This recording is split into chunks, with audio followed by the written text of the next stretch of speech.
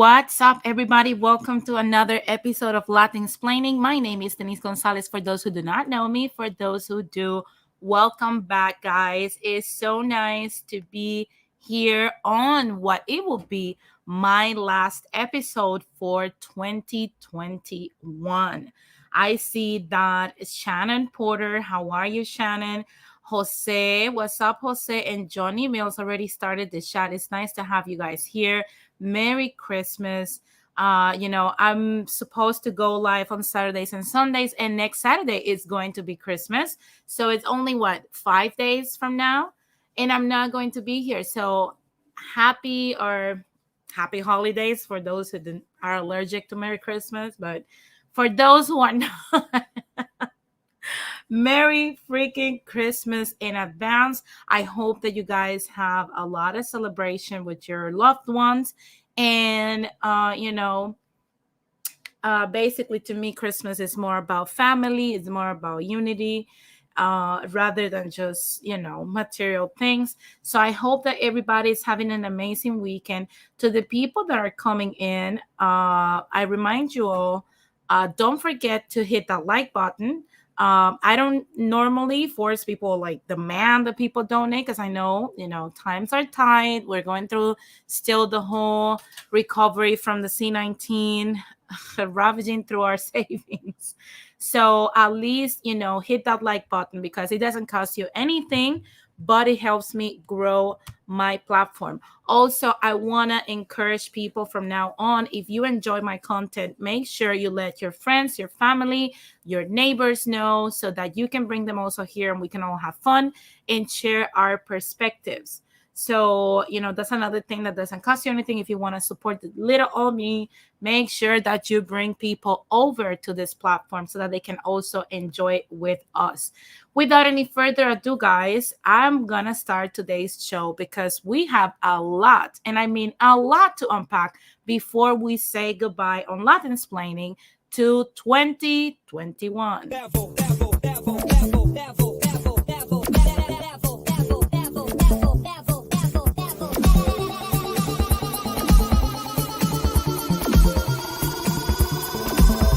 To the next level.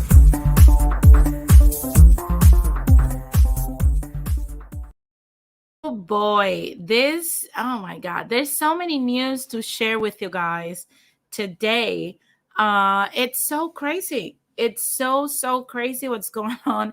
I don't know if you guys remember that guilt tripping message that Joe Biden said before he got elected into the presidency, when he was like, if you don't vote Democrat, you're not black. Do you remember? Do you guys remember that stuff? Well, now apparently there's like a post-election version with Mama Kamala. Mama Kamala tried to literally call come on the Breakfast Club. I'll never get his name right, but I'm gonna try.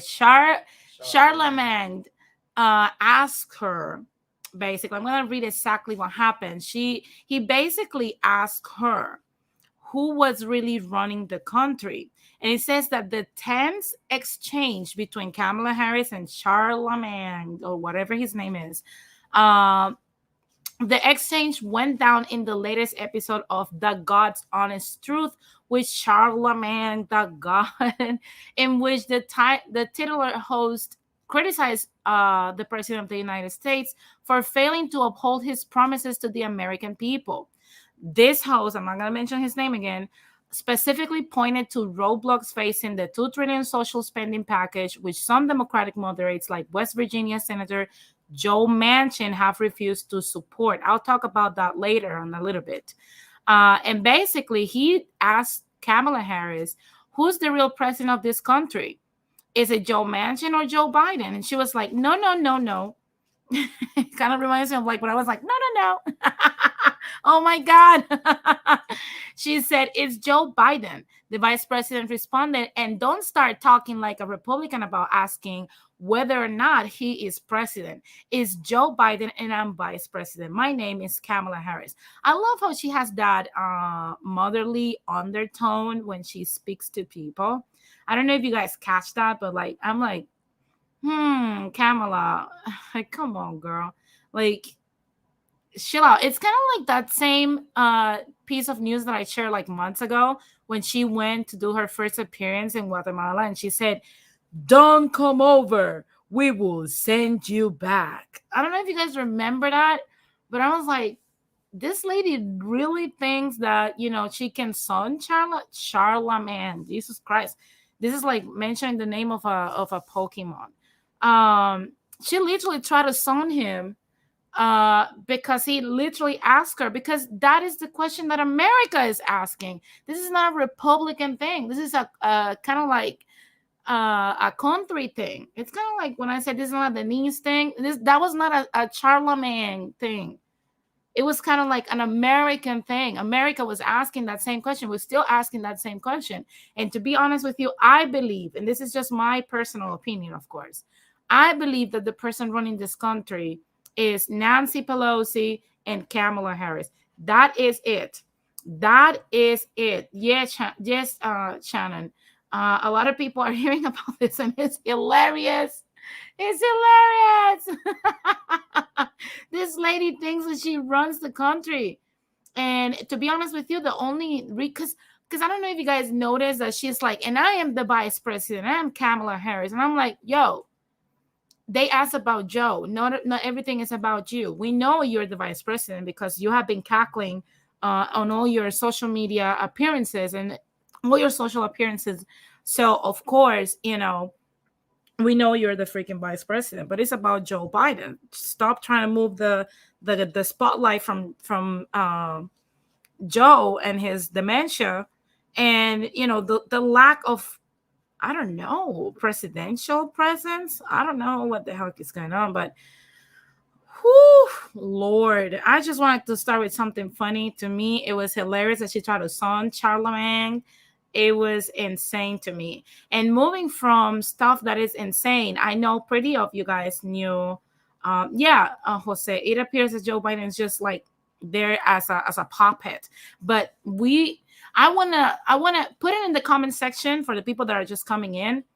Who do you think is the hand of the ass of the president that we have as a puppet? Like, who's moving that puppet? Which hand you think is up the ass of the actual president? Who's controlling that? Put a name on the chat and I'll read it in a minute. But moving from something that's shocking, I know pretty of you guys that share this platform and use it from day to day. You guys have heard that YouTube TV was recently launched, and they were in negotiations with Disney and the channels that they own, like ESPN, ABC, and so on.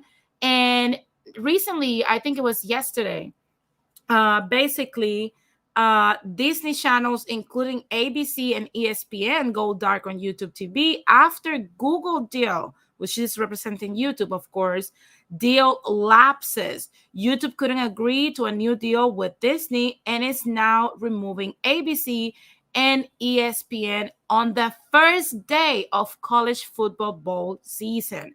So basically, everybody that was literally paying the $15 to have their YouTube TV membership, you know, it's now going to, I don't know. Apparently, YouTube said that they're going to.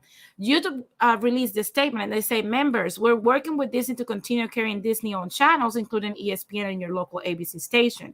If we're unable to reach a fair deal by December 17, 2021, which they didn't, we'll decrease our monthly price by $15 while content is off the platform. So everybody that paid their membership through YouTube TV, and it's gonna get screwed out of their money because it already went dark. I don't know how they're going to do that, but that's like a major fiasco from YouTube TV not being able to do this deal for their members and the people that watches their content. So basically, oh my god, that has been insane to me. And speaking of insane, I see that Jose said that in his opinion, as Joe mentioned, yeah, it might, in my opinion too.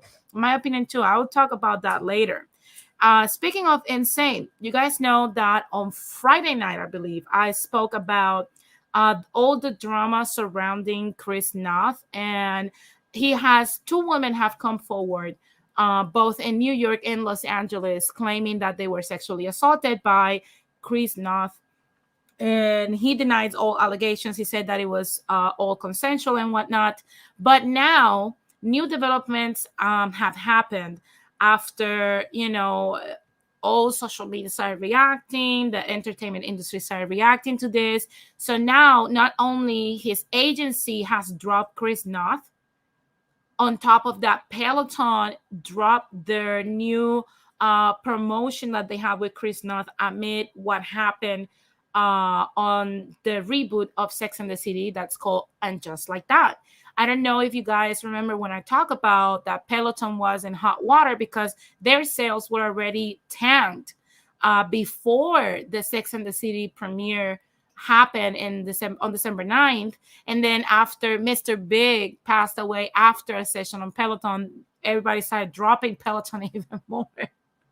So now they try to do this promotion with Chris Noth, and this lady's trash Peloton again because now they cannot use it. Peloton has not had a break. This has been a very bad year for Peloton. Oh my god. But moving from what's funny, yeah, Jose, I agree. I guess people are not innocent until proven guilty anymore. This is something that even on my Instagram, a lot of people started reacting to this because I have encountered a lot of even celebrities that are saying, fuck you, Chris Noth, fuck this, fuck that, and whatnot, and saying like a lot of derogatory things about Chris Noth. And I'm like, not a single piece of evidence has been yet presented. Chris Noth is not on trial, and he has not been, no charges have been pressed against Chris Noth. And I want to point out that this is the same type of bad publicity that we saw coming Johnny Depp's way. And it turned out later on when he exposed all the recordings that Amber Heard had threatening him, meaning to physically abuse him, hit him, throw cans at him. It turned out that apparently, this lady was the abuser. And I'm just shocked at the fact that we have so many people nowadays, especially the ladies, because this falls on us, that we have this behavior where we jump to conclusions all the time. And it's unfortunate that we are ruining careers based on just rumors, hearsay, and just mere allegations. Because, like I said, I wasn't there. I don't know if Chris Noth did it or not. I'm not defending Chris Noth. I'm not defending the ladies that are accusing him. But I would love to see, the court of law actually clear him, or sentence him if he did it. Jose says, evidence is not important, just hearsay. Yeah, absolutely. People nowadays, the public opinion, it's something that's like crazy. Hey, the unknown, what's up? He says, let him run that damn Peloton, ladies. Oh my God. Well, the unknown, either he or she, I don't know who you are, but you are hilarious. You are absolutely hilarious. Shannon Porter said, Amber pooed on the bed. So sad. I am in and out, guys. Sorry. It is okay, Shannon. You must be gift wrapping all the gifts for your loved ones right now. So it is okay. Watch off the glitter later. That's a fun battle. Anyway, Johnny Mills says that's another reason why I did not believe this woman's stories when they all accused Bill Cosby without even proof of evidence. Absolutely. And you know what's crazy, Johnny? When the first accusations against Bill Cosby came out, I had a debate with Melanie Knight at all times, because I was like on that train thinking that they were saying the truth, and they weren't. And Melanie and I was like, no, I want to see actual proof. Not that they failed, not that they think, not that they assume, not what they say, because we were not there. We need to see proof in order to convict. And turns out that he was right, I was wrong. And this ladies literally made all this stuff up because he was just as intoxicated as they were. There was no way he could take advantage of these ladies at the most, because some of these ladies kind of made this up too. So to be honest with you, this whole Chris Noth thing and how we're doing this man shocks the hell out of me. But at the same time, it doesn't. It doesn't, because society has gotten this way. And speaking about a way of how society has gotten, I'm pretty sure you guys have heard by now about the sad case of the Cuban truck driver, Rogel Aguilera, and the sentence that he got. I'm gonna explain the case to my best ability based on what I have read. Okay, so Rogel Aguilera basically worked for this Houston, Texas-based trucking company, and he literally went to his employer and said many times, along other truck drivers, that they needed to give proper maintenance to their trucks, that he was having problems with faulty brakes and whatnot. And he drives an 18-wheeler. That's a huge truck, like a huge one. So of course, they apparently disregard what he said, still sent him on the road, and he went into Colorado transporting goods. And of course, he had the human error that he did not took. I believe he bypassed 2 ramps where he could go, and in case of an emergency. However, he unfortunately caused an accident that took the life of 4 people in Colorado. Now, when the police evaluated the situation and the incident, they came to the conclusion that the cause of the accident was that the brakes failed completely. That is what the police report establishes. The brakes failed completely. So he had only the option to take the ramp and probably die himself or destroy property rather than people. We don't know what went through his mind, if he panicked, because I don't know if you guys have ever been in a vehicle that, it's an accident. I have. And trust me, you can have all the training in the world, but at that point, you are panicking. It's that adrenaline rush that goes through your body, and it's something that I don't wish on anybody. I don't even want to imagine how a truck driver feels while driving a truck and this happens to them. So moving from the incident, he was charged with vehicular manslaughter, obviously, like any other truck driver that has killed people in an accident has had happened to them.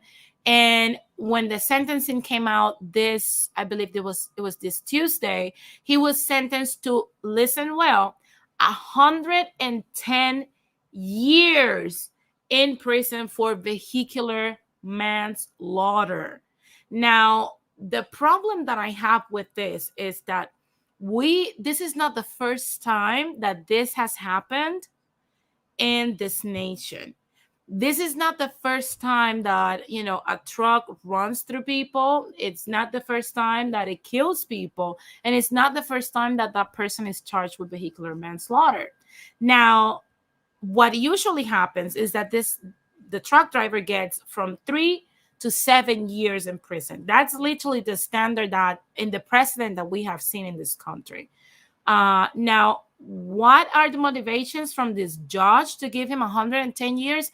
I do not know. I don't like to assume, but the undertone that a lot of people are painting over this is that he was a brown man and that's why he got that.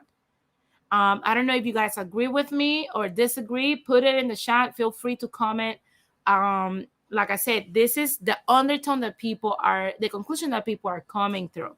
And speaking of the conclusions, there is a very large group of truck drivers of Latin descent, and even outside of the Latin group of truck drivers that are uniting in solidarity with ROGEL Aguilera. And one of the things that they organized was that they are literally organizing to drive their empty trucks all the way up to Colorado to block every single road until they either lower or exonerate ROGEL, lower his sentence or exonerate him from all charges. So that's one sector that basically is doing this. There is a group of truckers that don't want to do that. So what they decided to do, which is another thing that I want to highlight, is that they are not, this is a sentiment all throughout truckers. This is not just Latin truckers. Latin truckers are uniting, but also other truckers are doing the same thing. And I have a video for you guys that basically calls for this. And this is, I'm gonna just say it because a lot of people often say, oh no, that's just Latinos doing that. No, this is something that all truck drivers are actually doing right now. And I want you guys to hear what truckers from even the white sector of this country are saying regarding what they think about ROGEL. Hold on. Right here, truck driver, 110 years in prison because his brakes went out and he got into an accident and killed 4 people. Not only should the judge be removed from the bench, the judge should be prosecuted. Maybe that judge should get 110 fucking years. I hope every truck driver never goes into Colorado. I hope Colorado gets fucking starved the fuck out for the morons they fucking elect over there. Okay? That's how I feel about this shit. 110 fucking years. Pedophile child rapists get fucking less time than this fucking dude did. Murderers get fucking less time than this dude did. 110 fucking years. Colorado, you better stand up and stop this shit from fucking happening, because if you don't, you're not going to get any fucking deliveries. 110 years? 110 years. 18-wheelers are almost impossible to fucking stop with functional fucking brakes. His brakes completely malfunctioned and he gets 110 years? Do better, you fucking cunts. That's basically what he said. So you guys heard his expression. And like I said, it's not just a brown movement right now. All truck drivers are actually doing this. I'm going to link below, after I finish this show, what we're doing, I put it on my Instagram. So if you follow me on Instagram, it's on my stories. I'm going to re-put it again because I put it yesterday up. But I'm going to link in the description box after I finish the show, the link to the petition so that you guys sign it as well as I do. If you can donate, so that, you know, we can start getting this some traction. But as if that wasn't enough, exactly what this trucker is saying is what truckers are doing all throughout the country. It started in Florida and it's now spreading throughout. And what is spreading is basically, I got this image thanks to the truck drivers of Florida. They were very nice and provided me with this picture. This is basically what's happening. Right now, as you guys can see, this is where truck drivers go in this platform, and they can actually see the amount of money that they will get paid here on the first row if they take a load of goods all the way to Colorado. Nobody is taking them to Denver or to any place in Colorado. Nobody is getting those jobs. Colorado right now is basically stuck. And what the companies are doing is that they're overpaying a little bit, you know, basically the truck drivers so that they can pick up the goods to be transported to Colorado. So basically, in solidarity to ROGEL, a lot of truck drivers from many, many, many places are literally uniting and not transporting anything into Colorado. The only truck drivers that are going up to Colorado are the ones that are going with their empty trucks to stop the traffic until they get ROGEL justice. Now, as if that isn't enough, it's getting pretty ugly for that judge. The Dominican Republic and their drivers in the DR are also showing up, and they stop all transporting of goods today, and they're going to do it for a whole week. Okay, a whole week. Dominican truck drivers in the DR stop all week of transporting goods, especially on Christmas week,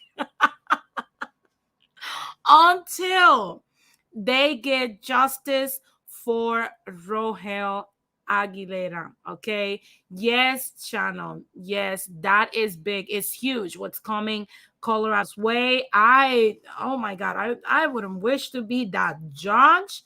This is insane. But to add a little bit of context, because I got a little bit of changuitos and people made out of paper saying, oh, but he had 2 opportunities to take a ramp and he failed to do so. He should have gotten 300 years. He killed 4 people. Well, let me tell you something, you snowflakes. Here's a little bit of context.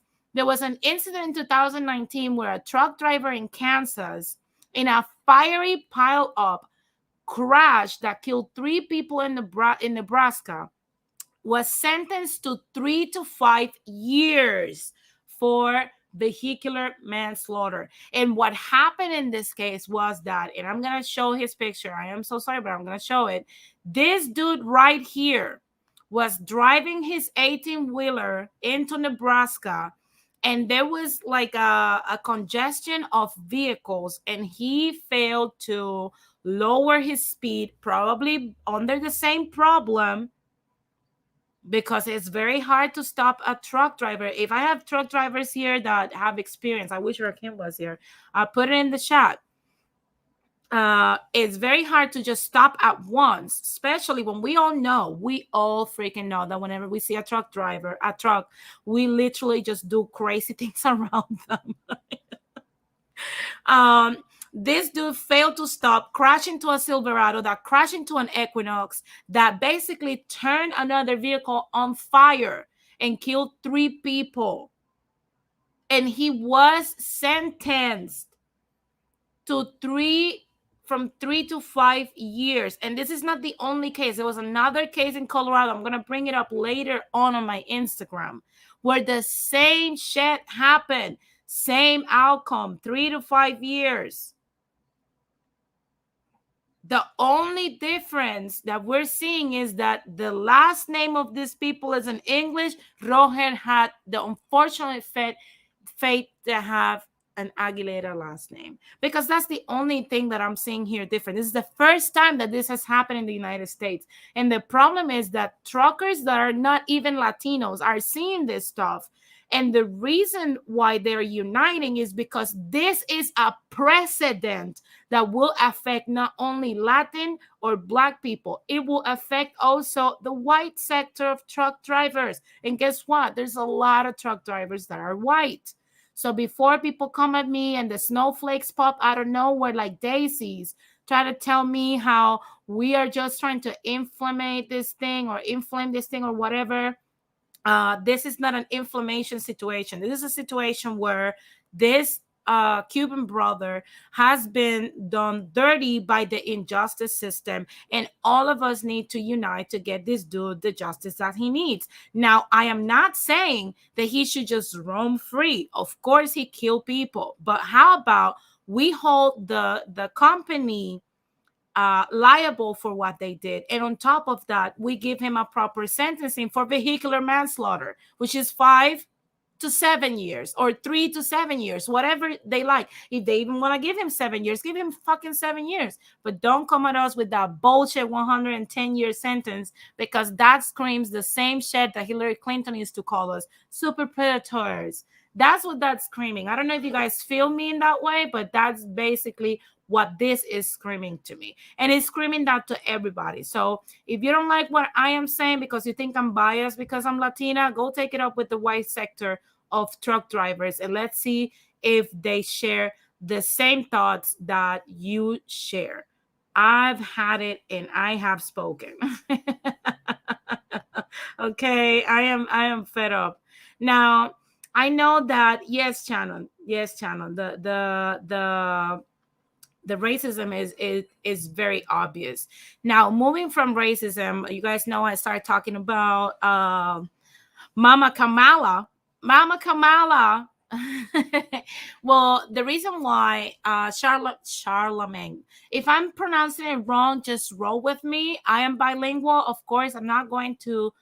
In my first language is not English, it's Spanish. Believe it or not, even though Melanated Knight says all the time that I still have an accent, a lot of people say that I don't. So, whatever. Do you guys think I still have a very strong accent? Let me know. I mean, I love my accent. I don't give a fuck. But anyway, going back to what I was saying.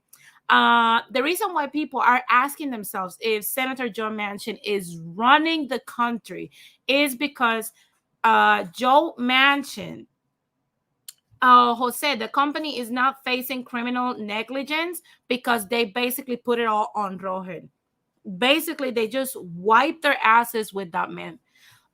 So back to what I was saying. The reason why people were asking, and Charlemagne asked on behalf of America, the Vice President Kamala Harris, if Joe Manchin is the one running this country, is because Joe Manchin is the one halting the Build Back Better $2 trillion plan, saying that the child tax credit payments that are going out every month to parents need to stop in order for him to give his vote. So literally, a lot of people, are coming at him, basically stating that that's one thing that's keeping kids from being poor. And I'm going to read a little bit of the article so that you guys have some context on this. And it says the IRS this week is sending out the final child tax credit payments of 2021 as Democrats struggle to keep the program alive next year. The monthly payments started in July for more than 36 million households, giving parents as much as $300 per child. Democrats wanted to continue the policy through 2022 as part of their Build Back Better legislation. But plans to finish the legislation before the end of the year are looking doubtful as Democrats struggle to get unanimity within the caucus. I don't know what's wrong with me. Senator Joe Manchin has refused to say he will support the bill, which will also expand access to pre-kindergarten, subsidized childcare, and create a host of green energy tax incentives. The child tax credit itself has always been a point of contention, with Manchin demanding a work requirement that will exclude the poorest families and a lower cutoff to exclude people with higher incomes. Democrats had refused Manchin's demands and omitted the provisions from their drafts of the legislation, and several senators have told the HuffPost they thought they had an agreement to extend the enhanced credit for 1 year.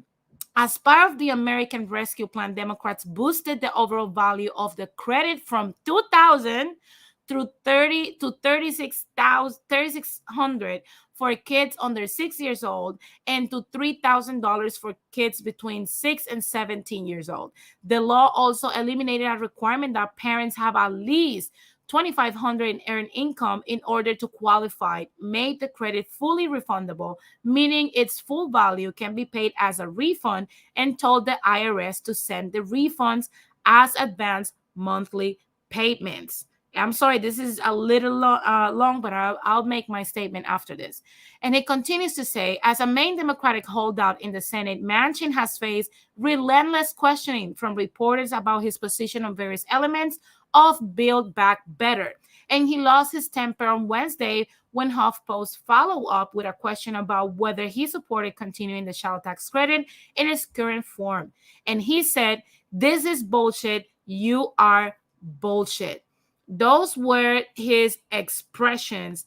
And I'm going to park here because I know that a lot of people are coming in. If you're coming in, make sure that you hit that like button, guys. And I see that Radical Latino is here. What's up, Rad? You missed the points about ROGEL Aguilera. I wish you and Rakim would have been here. What's up, Rakim? Basically, so that you guys can explain, Rakim, how difficult it is to stop an 18-wheeler. I will ask you if you are able to join the panel. I will ask you live so that you can explain to people how difficult is this. Now, going back to Joe Manchin and the reason why Kamala said what she said to Charlamagne, Jesus Christ, is because basically in the past, if you did not earn any income, you guys know that if you have a child in the United States and you used to make at least $2,500 per year, you will get at least $2,600 per child per year. That was a child tax credit that's standard in this country. It started a while ago. So to be honest with you, Democrats decided previous to this bill to remove that. Joe Biden decided to remove that requirement of at least making $2,500 a year in order to receive the child tax credit. Now, the reason why, and also, as if that wasn't enough, it used to be the maximum amount that you could get, or the base amount that you could get, was $2,600. So that was a money that people I've seen so many things with this money that I'm gonna keep it real. But anyway, what the Democrats did is that they removed the requirement of any income. You can make zero income and you will get monthly payments per child of $300 at the most. There's no limits to how much income you can make, or how much income you have to make. So even if you don't make any money or make a lot of money, you're still gonna get your child tax credit. However, they amped up this amount to $3,600. So you're gonna get $300 every month, and for kids that are from 6, and that's from 0 to 6 years old. If your child is 6 to 17, then you're going to get, I believe it's $280 per month, something like that. So basically, what Joe Manchin is saying is that he don't like that he don't feel like giving free money to the poorest sector of, basically America and the children in America. I agree and disagree with Joe Manchin. I don't feel like, paying taxes to keep paying for, other people's kids, because I mean, that's not a sustainable economy. And taxes, we know that taxation right now is going off the roof. But look, also in that bill, let's not forget that we discussed here that we had the quote unquote tax the rich bullshit that we debunked here completely. Democrats are not fucking taxing the rich. And you guys know that they're now giving a lot of concessions to the rich by eliminating the salt cap. So the state and state and local taxes cap that Donald Trump imposed to make the rich people pay more taxes is now removed. So how the fuck we're gonna get this money to pay all this shit that they want? Yeah, thank you, Jose. $250. Thank you. This is a problem. As if you're the working class, if you're in the middle class, I don't care if you're lower middle class or upper middle class. I am in the middle class. If you don't make more than $400,000 per year, you are middle class. Okay, if you make anywhere from 40K to 400,000, you're middle class. This money that these people want to give, they already gave concessions to the rich. They're not going to pay federal taxes like that. There's no cap on the state and local taxes. We are going to be paying for these people. So the working class is going to keep on shrinking because we're going to become the fucking poor. We're going to become the poor. So we only have two options. Either become the poor by stop working. Well, we have three. Or find a way to sell your booty holes for $1 million every year. Or start having children. This is one thing that can give wealth to the slow taps that love to say that is the way to go. Have 8 kids, receive $300 for each one of them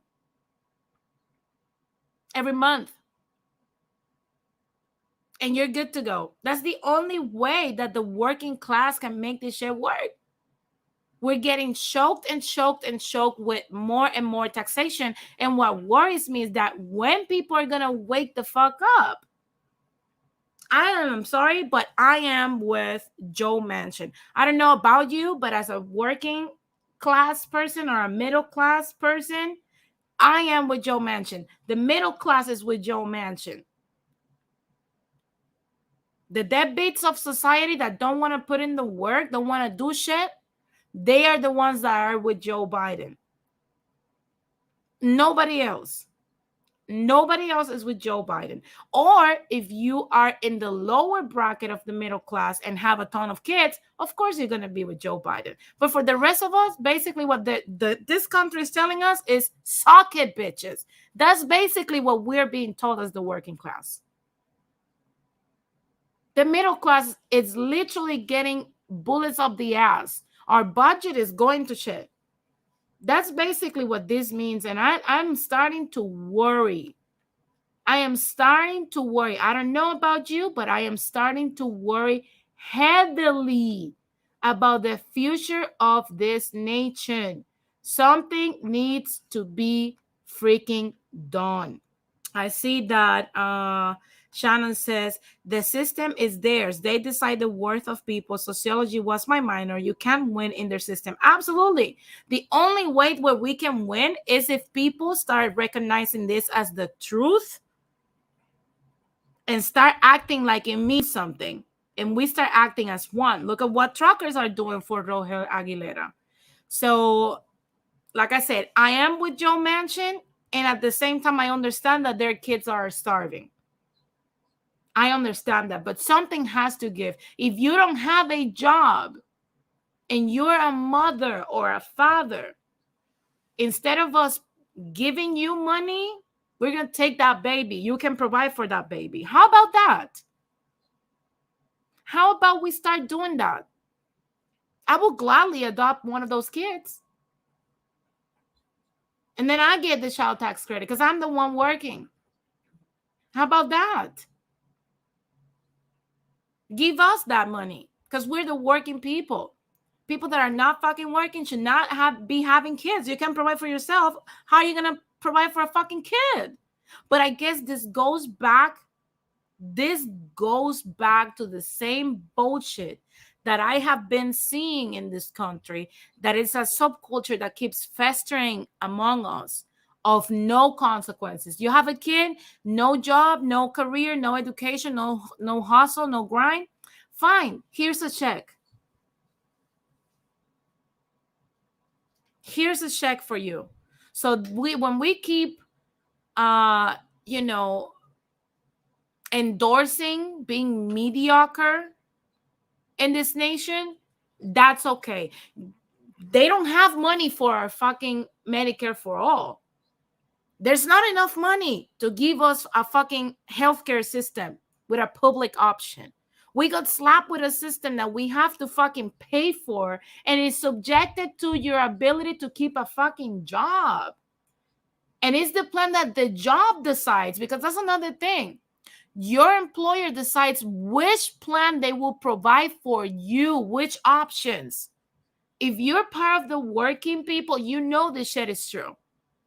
And for people that are freelancers like myself, that are independent contractors, this shit get worse. We cannot have Medicare for all. People that went to college to better their lives cannot have a forgiveness plan. But we can keep printing money and squirting money at the mediocre lowlifes of this nation. No, sir, I don't condone that. I just don't. I don't. I see that Shannon says it is the elite that don't pay consequences, love. Yeah, it is both parts. It's both polarities, Shannon.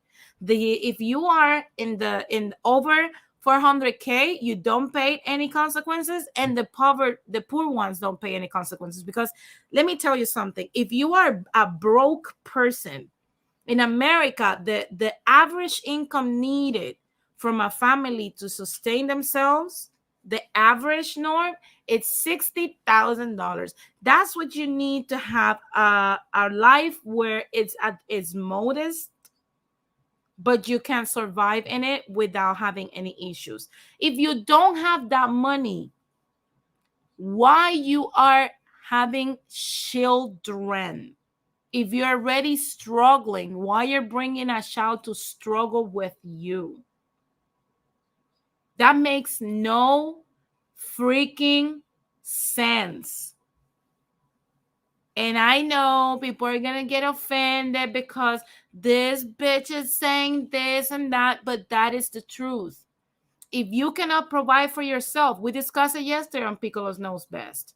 If you cannot take care of yourself first, how are you supposed to fight the system with a child on your back, another mouth to feed? That makes no freaking sense. I wish America would take matters into their own hands. And if these people that are like not generating any fucking income, how about this? If you're not generating any income at all, and you have a kid and you're exposing a child to poverty, how about we find you? How about we find people? That is something that I wish this country would do. And I know it sounds extremist, but that's something that I hate to see children starve. And the only responsible parties for a child to starve is both of the mediocre parents that brought them into this world with no plan whatsoever, no job, and not desire to protect that life. It's not the children's fault. That's why I said, let's remove those kids and give it to people that actually want to take care of them. Let's give them the freaking child tax credit. How about that?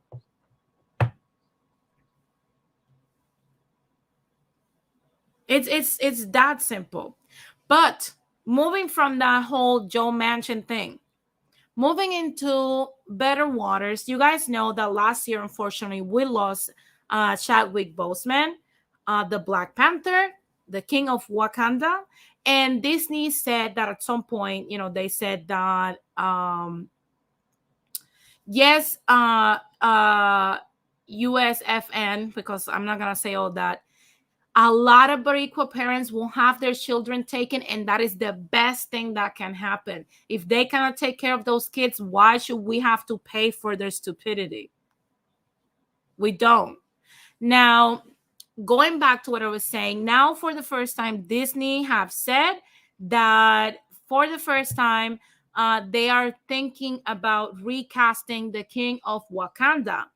Now, a lot of people have criticized Marvel Studios for doing this because they think that he's irreplaceable. Me personally, I think he's irreplaceable, but I have no problems with them recasting him for somebody that can continue his legacy. And I'm pretty sure if he was with us, he would have no issues with that howsoever. So, like I said, this is what's coming, guys. I don't know if you feel it, if you like it. Let me know in the comment section. If you think that Chadwick Boseman should be replaced, put a number 1 in the chat. If you think that Chadwick Boseman should not be replaced, put a number 2.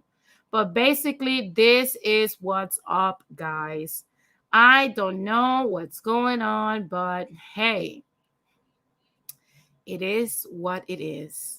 And to be honest with you, there's a lot of more things, that I would like to discuss, but time is of the essence. I see that Shannon Porter says, I'm on my second major. I am a working poor, yet I have land. They try to take me from it. I have 4 kids. LOL. I went for Site D before C19. Every story is not the same. No, but you're the working class.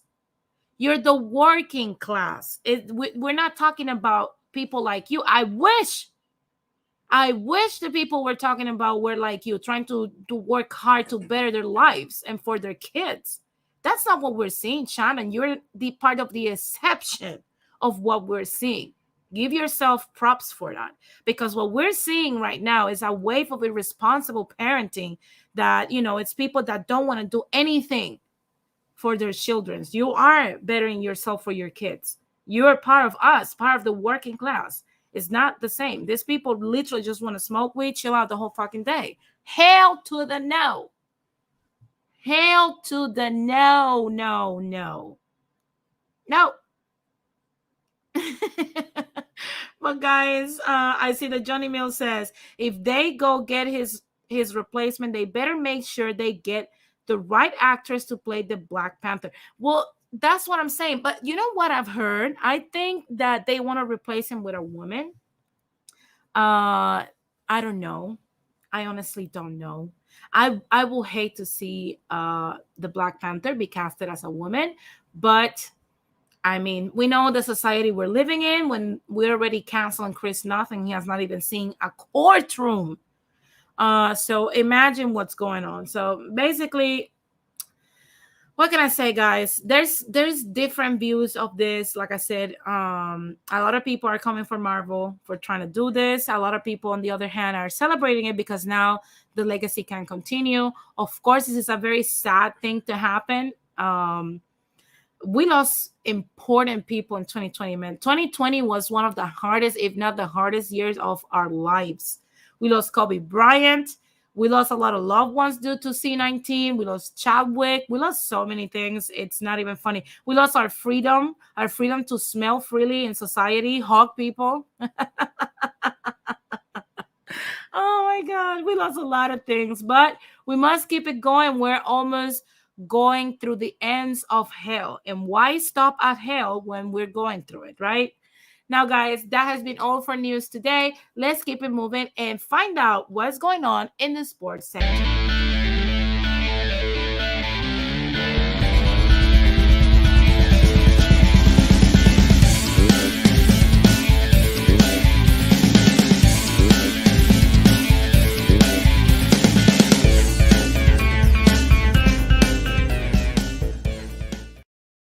Expected. I said yesterday that this was going to happen, and exactly what I said has happened.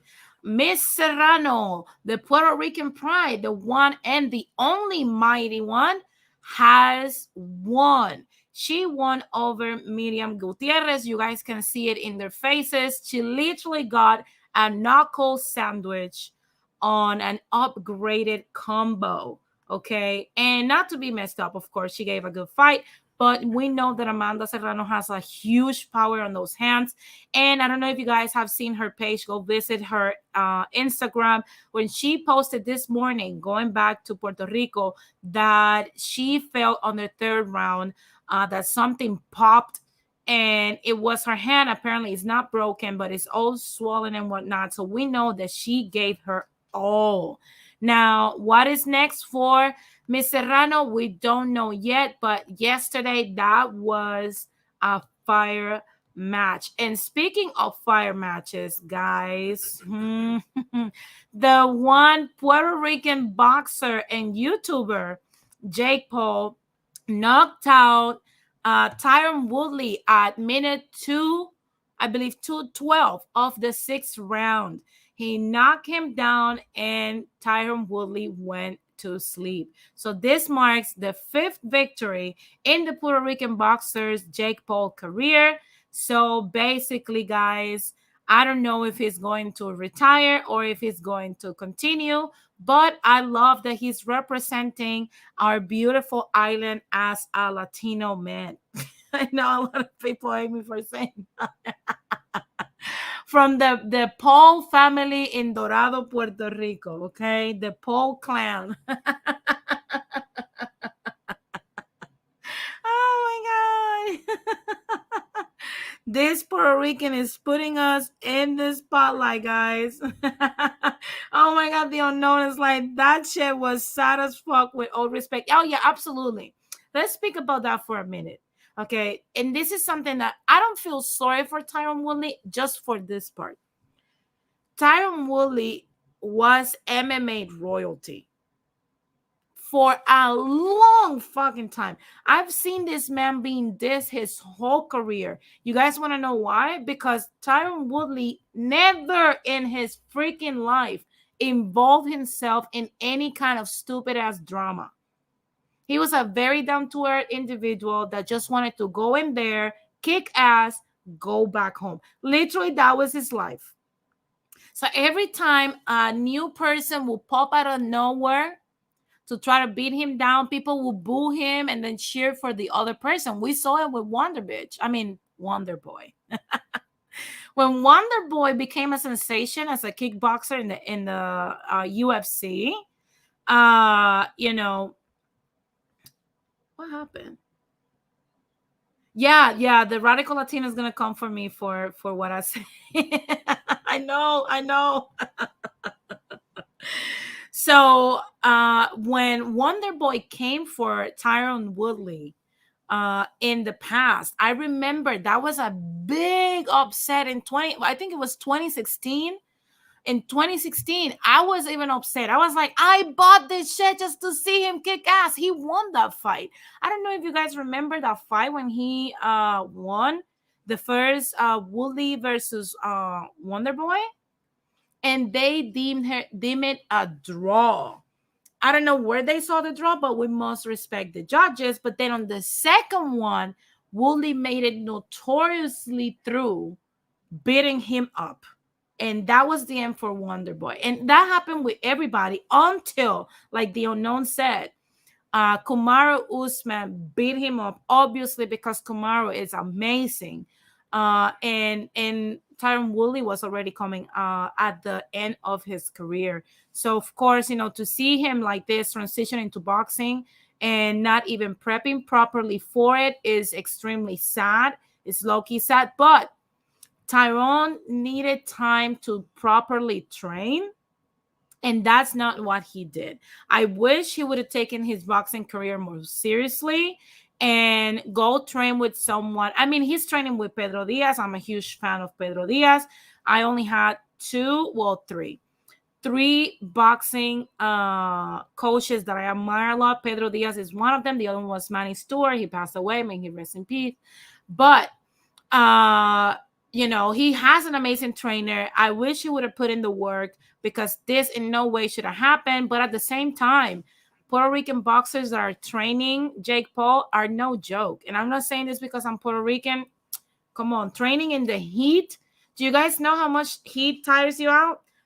Knock your heaters all the way up, stay in that room and tell me if you don't fall asleep. That's how much that knocks you down. And that's where Jake Paul is training. Of course, he's going to endure more and he's going to be ready for war. I see that the unknown says he needs to stop being gun shy. Yeah, absolutely. He needs to better himself in this aspect so that he don't get knocked down just like he did. And that was extremely sad.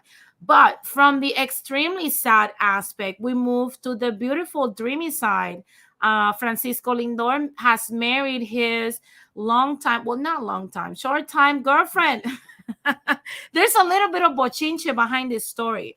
I don't know if you guys know who Francisco Lindor is. He's a pro baseball player for the MLB. And he had a long time high school sweetheart girlfriend that he proposed to in the past. And I think it was 2019 where he decided to just from one day to the other, they were planning the wedding. She was with him through it all. And he said, I don't want you no more. We don't know what she did. We don't know what he did. But then after a minute, he pops out of nowhere with this lady later in 2020. And she got pregnant right away.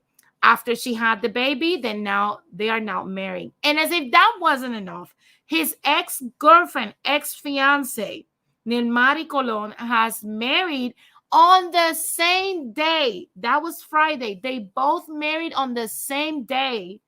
They both married different people. She got married to Walter Hodge, one of the key players of the infamous trio of the Arecibo Capitanes for the Baloncesto Superior Nacional, which is the basketball association in Puerto Rico.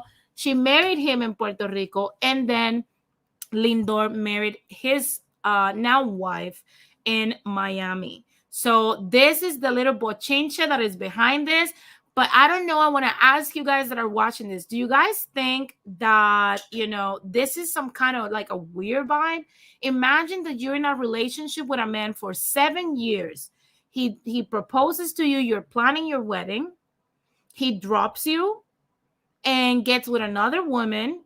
Gets her pregnant. She has her baby. And you pull out a boyfriend that proposes to you this year. And then you guys marry on the same freaking day. Isn't that weird to y'all? You guys let me know what you think about that. Do you think that is she throwing jobs at him, or you think that they're both doing this stuff? This is some weird thing. I've never seen this happen before, but hey, who am I to stop them? Who am I to stop these people? Que viva el amor, puñeta. So basically, that's all for, it is weird. It is weird, Jose. I found it weird. I see that Shannon says everybody's weird in COVID times, LOL. Yeah. I don't know. This weird vibe. Why would you marry on the same day that your ex is marrying? I don't know. Do you guys think that Nilmari did it just to get back at Francisco Lindor? I do not know, nor do I care. These people don't owe me money, so I really don't care about them. Anyway, that has been all for sports today, guys. Let's keep it moving and move into our infamous, something that everybody has been waiting for, our main topic.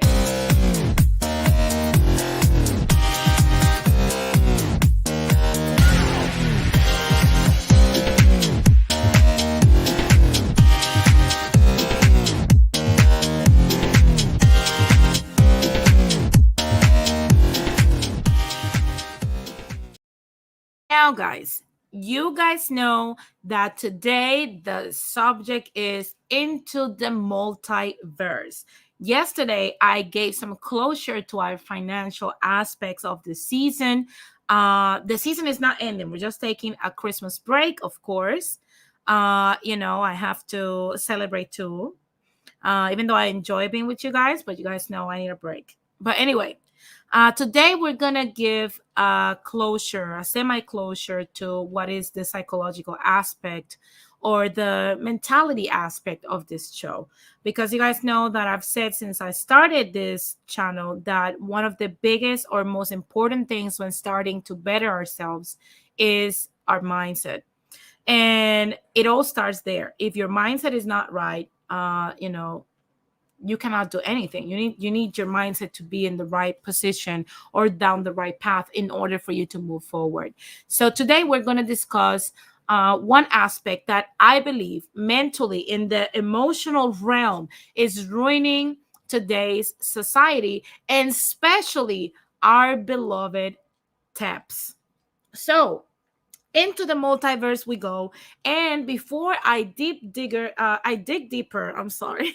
I dig digger I dig deeper into this. I'm going to explain for the people that don't understand what the multiverse is a little bit of what it is. This concept comes from obviously the MCU, the Marvel Comics universe, and I'm going to explain to you guys what it is. I found a definition of it in a very close way that I have, so I'm going to read it for you guys. The multiverse is the aggregate of all dimensions and parallel realities in existence. Although dimensions are just portions of reality with a universe, there are also parallel universes that coexist with one another. The multiverse is believed to be explained by the eternal inflation system. However, the exact nature of its existence is largely known to its inhabitants. Once the multiversal war came to an end, a scientist named Nathaniel Richards shows a collection of universes that followed the same baseline and isolated it from the rest of the multiverse. This collection was dubbed the Sacred Timeline and was assigned to the Time Variance Authority for protection.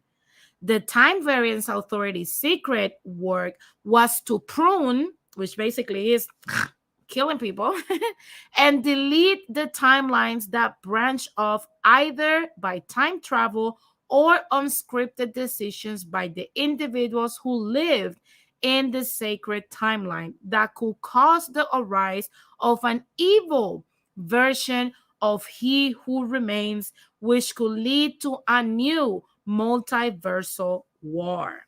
So basically, after the death of He Who Remains at the hand of Sylvie, numerous branches were created across different points in time, which paradoxically gave birth to alternate universes. I'm sorry. So basically, guys, Kang the Conqueror. Yes, MK, Kang the Conqueror. I know. So one thing I would say, if you have not watched Loki, the series on Disney and whatnot, it's a good time now on Christmas to go watch it. Basically explains this in more detail than I can. But what I wanted to bring to this sector is that we live in a society where a lot of people uh, are living in different parallel realities. And what I mean by that is that we have often encountered people that I call it the cards. They have different cards that they use and different explanations of reality, which make them their unique version. And I know that every single one of us has encountered one of these individuals. We all have encountered a person, and we see it all throughout social media.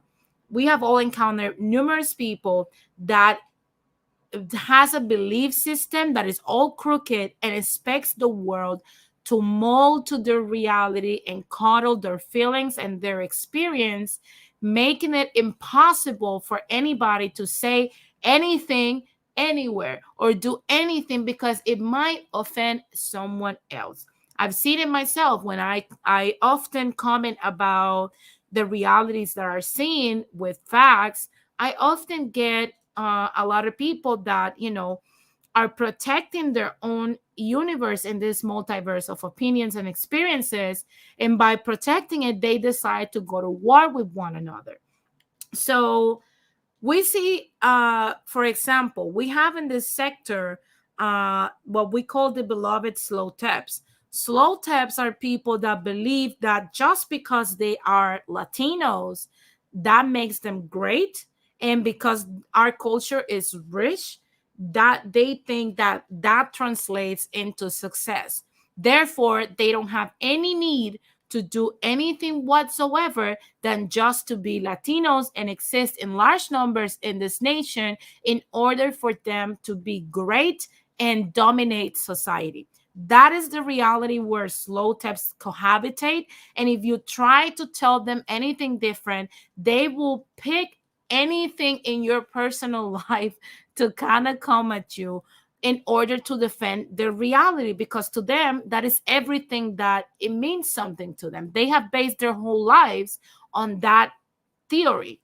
Now we also have the diverse steps. The diverse steps are largely, in its majority, a group of women that have had very difficult experiences with men in their own community and have decided to brush that single, or probably they had it three times experience, into the rest of the men in their community, speaking about the Black community, and literally deem a whole race of men in a specific way, simply because I'm sorry, simply because they refuse to understand that they need to change their mindset and the way they move and start listening to what good men in that single race of people want in a woman in order to form a good family.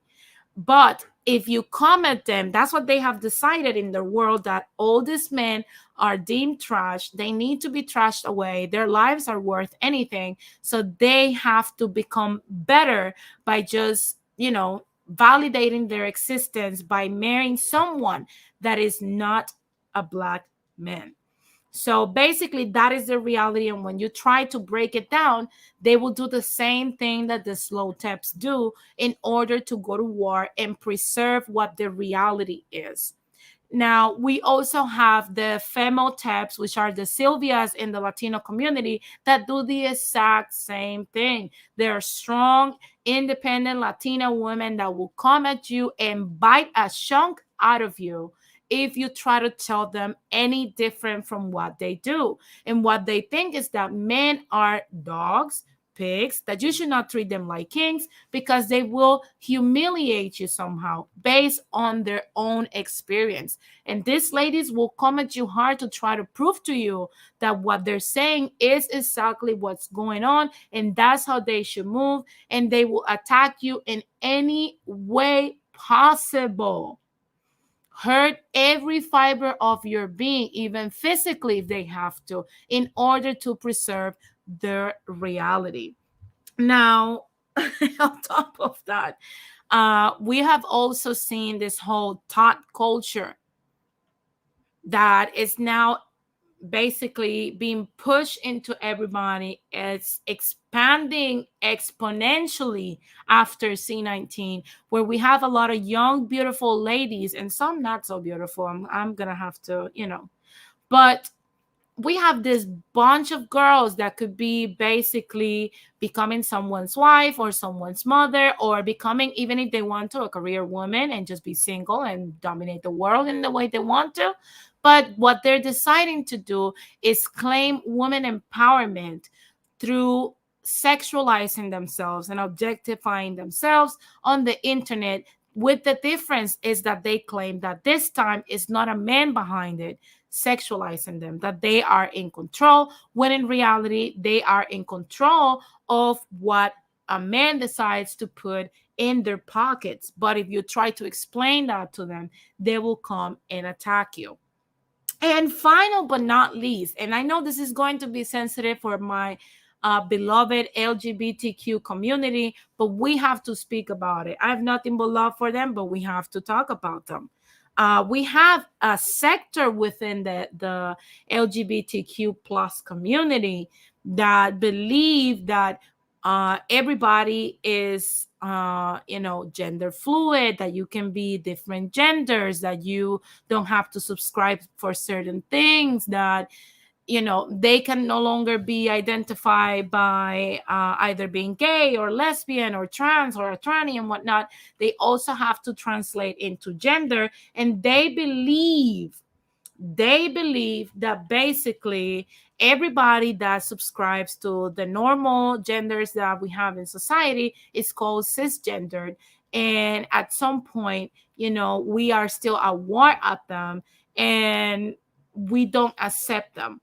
That is basically what's being put down, when in reality, it goes both ways. A lot of people attack them. I'm going to grant them that. But at the same time, there's a lot of people like myself that loves them. I want them to exist in tranquility. However, I do not subscribe to being called cisgender. I'm just a woman. So they use all this type of labels, and make no mistake, a lot of ladies, a lot of men, a lot of slow tap and correct taps and all this stuff, which brings me back to my point. A lot of people, and I'm gonna ask my viewers, either live or on the replay, have you ever encountered these groups of people that when you say something, they will come at you and insult you simply because you say quote unquote the wrong things? It's kind of like this whole fat sector, and I'm gonna speak on them because you guys know I'm fat too. I just posted something on my Instagram because I encountered I'm gonna share it with you guys. I encountered this lady that posted this, and I admit it triggered me. It triggered me a lot. You guys are gonna see. She said, I understand. Wait a second. I'm gonna play the background that she needs, because I'm telling you, this whole coddling people's experience has gotten on my nerves, and you guys know I get triggered by the changuitos. But here it goes. She said, I have understand. We all have insecurities, but it is not cool to complain about how fat you are around people who are actually fat. You are allowed to feel the way you do. But she also said, you are allowed to feel the way you do, but have some situational awareness and empathy.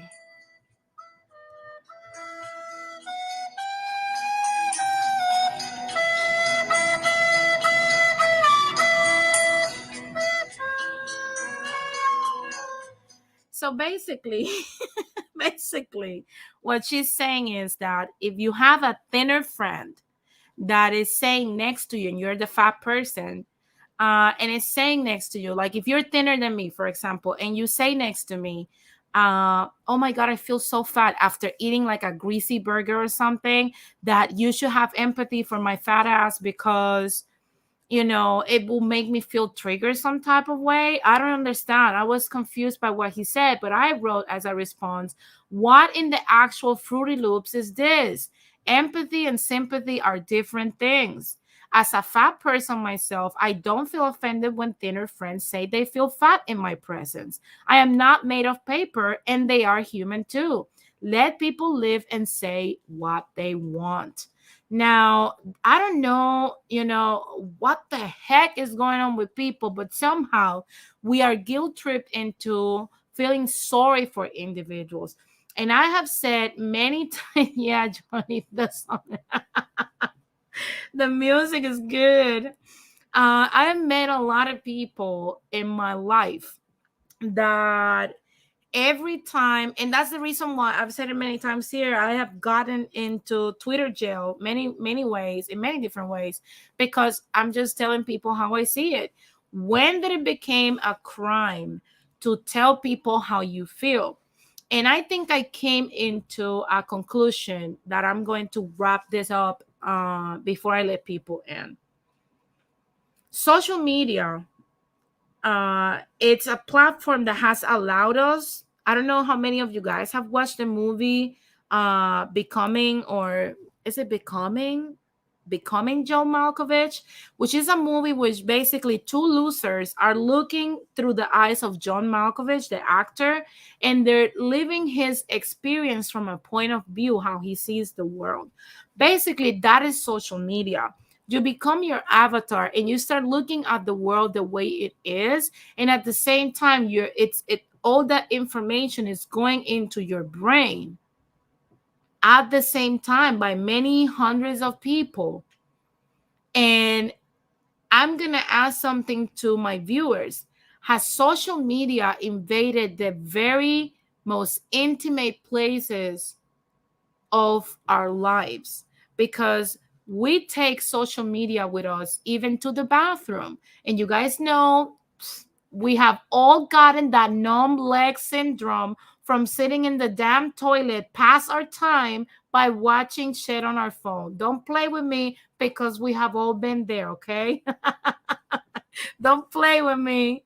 We have all been there, okay? And then after standing up, it's hella hard because you don't feel your leg and you're scared you're gonna twist something. Oh my God.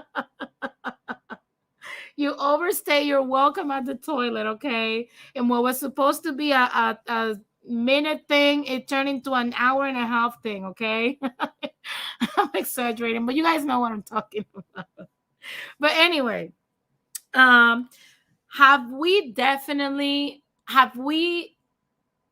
taken all people's opinions to our intimate selves and our intimate corners, like our homes, our bathrooms, our bedrooms, even before we go to sleep or when we wake up? Have we taken social media so many places with us to the point that we have no escape, and that's where we lash out?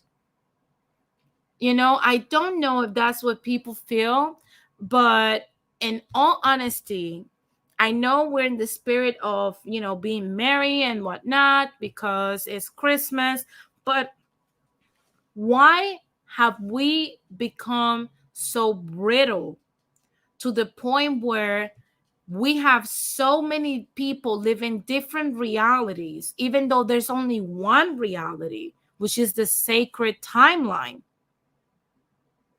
But we want all of our universes to coexist at the same time and demand from all those universes that we live in to abide by everyone's rights.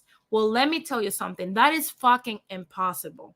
It is impossible for me to exist in a world as a woman where everything I will say regarding my experience as a woman is not going to offend a trans woman. It's impossible, because if I talk about I feel empowered by childbirth, I know she can give birth. And I'm not meaning that as a disrespect to her. But in reality, that is the most empowering thing to a woman, creating life and pushing it out of your vagina. The same thing goes for the beloved slow steps. There's nothing more fulfilling in life than achieving goals and being an accomplished person. And a person that has their own universe based on accomplishments and are go-getter people are going to offend slow taps. And that is completely okay. When have people become so brittle to others' opinions to the point that we're now demanding not only to be in their spaces, but also that they don't say and shut up about things that they want to say because they might offend us? All of our universes right now, after all this social media killed he who shall not be named, or like MK said, he who had been gone, or like MK said, Kang the Conqueror, after social media killed him, because now all of our universes exist and are seeing each other. Are we at war? Is the multiverse of our realities at war? That is a question that I will have for many people, well, for other people that wish to come on today and discuss this topic with me. Are multiverse war starting? Is it ongoing? Will it end? That's something that I will allow all the people that want to join in, or jump in, whatever you want to do, can do so. Today is going to be a less, more self-reflection stream, but less pam pam stream, less mental spanking. So I see that Shannon Porter says, I feel that too about trans ladies, Denise. And I like drag queens. Yeah, I love them. I freaking love them. But the thing is, like, that's the thing. We are in a multiverse war. And I want to know from you guys, what do you think will stop the multiverse war once and for all? And to that, I'm going to allow people to jump in and actually share their opinions with me and let me know if into this multiverse of alternate realities that exist in a parallel multiverse, we are going at war, and what can be done to end it. With that being said, guys, you know that I always take my intermission. So I'm going to take 5 minutes. So get your drinks, get your snacks, use the loo. Don't use social media unless it's Latin explaining, because you know you're going to stay there for a minute. I don't recommend it, but by all means. Um, but get your drinks, get your snacks. It's 7:23 here in Los Angeles, California. I will be back at 7:28, and I want to hear your opinions about Into the Multiverse.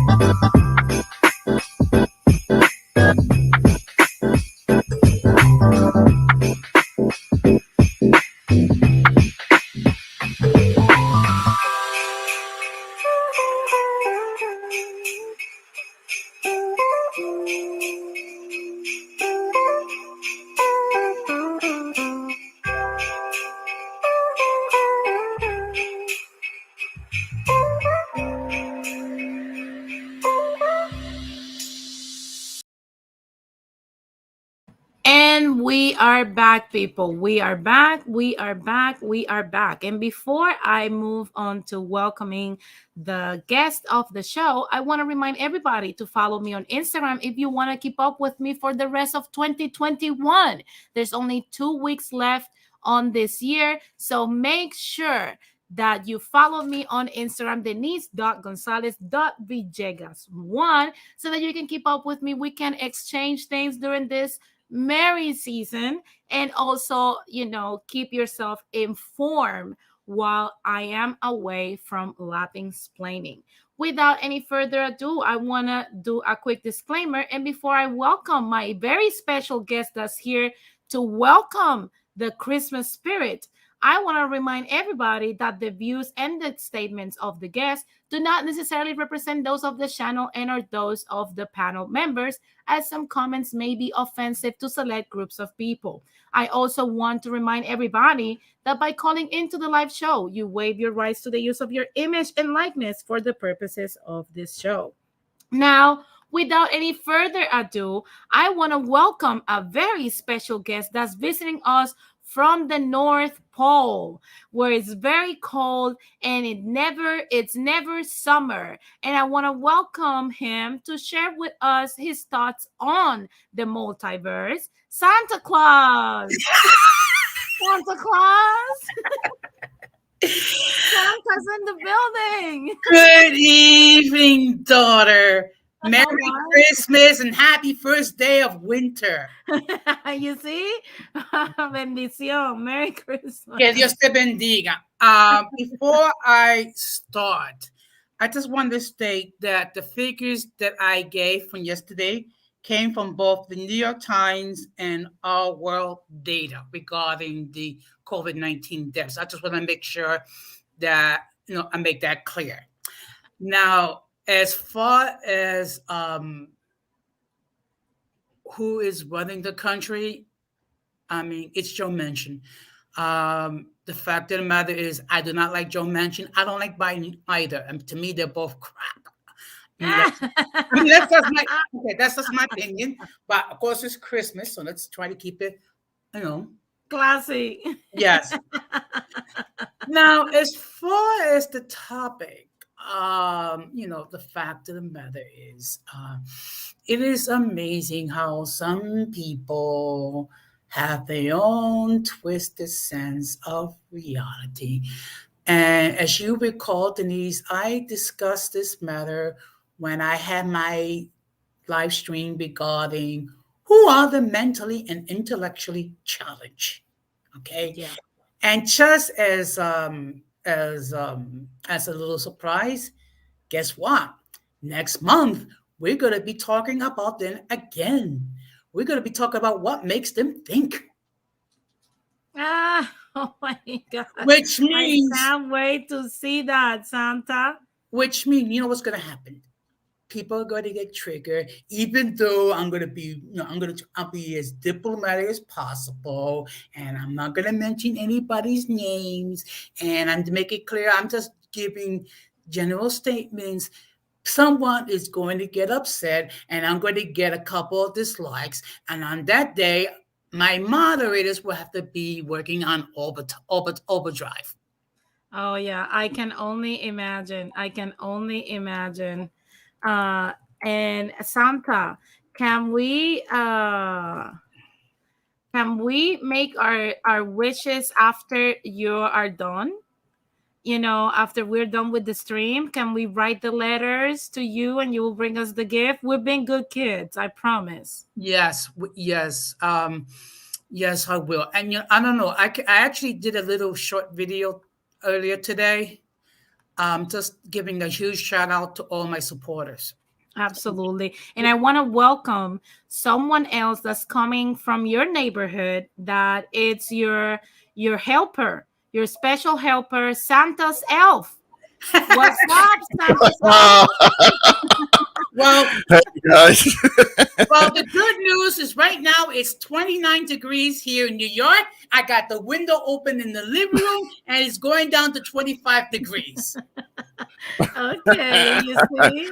Yeah, But if I'm gonna be in that temperature, I really am gonna have to be bundled up because with my cap on, with my like the Elf movie, I'm gonna have to really yeah. be like that. Plus, kind of like layers of clothing underneath. No, How are you guys? all you need is a light jacket. That's all. You see, Santa gave his orders. Elf. Santa Yeah, gave maybe his for you. orders. Okay, gotcha. So, Right. did you Oh, listen to the stream, Ramon? I think there is a slight delay. I didn't caught the very beginning, but I did hear the part of what you were talking about when it comes to the sentence that was given handed out to the to the young man, the truck driver, and yeah, like it was a miscarriage of justice on this one. Yes, I understand that there was an accident where lives were lost, but this wasn't an act of violence. This wasn't a criminal act. I mean, it was an issue of uh, kind of like it was an It was I accident. was It it was was an yeah, it issue was an of an accident. accident in which people did die. Okay, nobody. Yeah, yeah. Nobody's saying that there shouldn't be any consequence because of the fact that people died. Nobody's saying that, but that whole thing that being handed out a sentence as if that was some kind of massacre, then no, that's not what it was. That's not what happened. And like what you were mentioning is that this is gonna set a precedent, and that could be influencing other judgments for similar situations in the future. So we will have to wait and see on that one. But something that reminded me when you were showing about the other truck drivers that were united and they were taking a stand against the judgment, it did reminded me of a scene from the movie The Irishman, which is about an enforcer for the mob, and there is a part of the story is about Jimmy Hoffa, who was the leader of the Teamsters Union. And one line that he said in one of his speeches was um, Solidarity, solidarity. solidarity. That was one thing. I remember.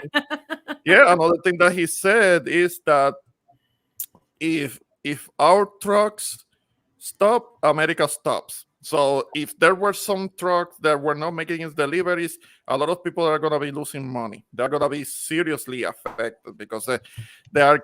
It's kind of like the lifeblood. The trucks in this country be then making deliveries, going around the country, making the deliveries and bringing goods all over the place. It's kind of like the circulatory system of the United States in a way. So, truck drivers taking a stand against the judgment is something that is going to send a message. So, Yeah. I fully support that. That's actually a good thing. Yeah, me Now, too. Look at this. Look yeah, at this, Jose. Look at this. Wait for it. I mean, Elf. Solidarity! yeah, Solidarity! Solidarity! Solidarity! Solidarity! Solidarity! yeah, You get it? yeah, yeah, Oh yeah. my god, that's literally Okay, what they're doing right now. yeah, yes. And another the other thing that you were saying, I was about to have a beef with you, talking about that Jake Paul is Puerto Rican. Fuck out of here. He ain't no, he ain't no Puerto Rican. He's somebody who's on Ramon, the island taking advantage of the tax haven laws. Ramon. Yeah, I did not. It's not a Denise thing. Ramon, it's the same thing I explained to Radical. He was Uh-huh. the one who proclaimed himself a Boricua. Uh-huh. Uh, He's repping our people, Ramon. He is, but look, I did not make this up. It was Jake. That don't mean It shit. was it was Jake. Look, it No, was okay, I Jake. see it. I see Jake it. is I see it. Boricua. He's Boricua. Embrace him. What? Because he has a flag on his shirt. That No, don't mean shit. he's from the poles of Dorado. Uh You huh. know, Yeah. and from Levittown. You know. Denise, I have a question. Denise, Go ahead. I have a question. Is either one of his parents Puerto Rican, or No, but or just Hell basically no. one of these transplants that actually moved to Puerto Rico and just show his solidarity for our people? no, No. he's in solidarity. He's in solidarity. Solidarity. Yeah. So solidarity with the tax haven laws that he's taking advantage of. That's what he has solidarity with. Oh my Yeah, god. that's what he cares about. That's what he has solidarity with. I mean, that's a whole bunch of pandering. It's pandering, Oh if you my will. god, it's pandering. Denise, This is what Ramon is saying to me right now. When I said that Jake Paul is Puerto Rican, he's like,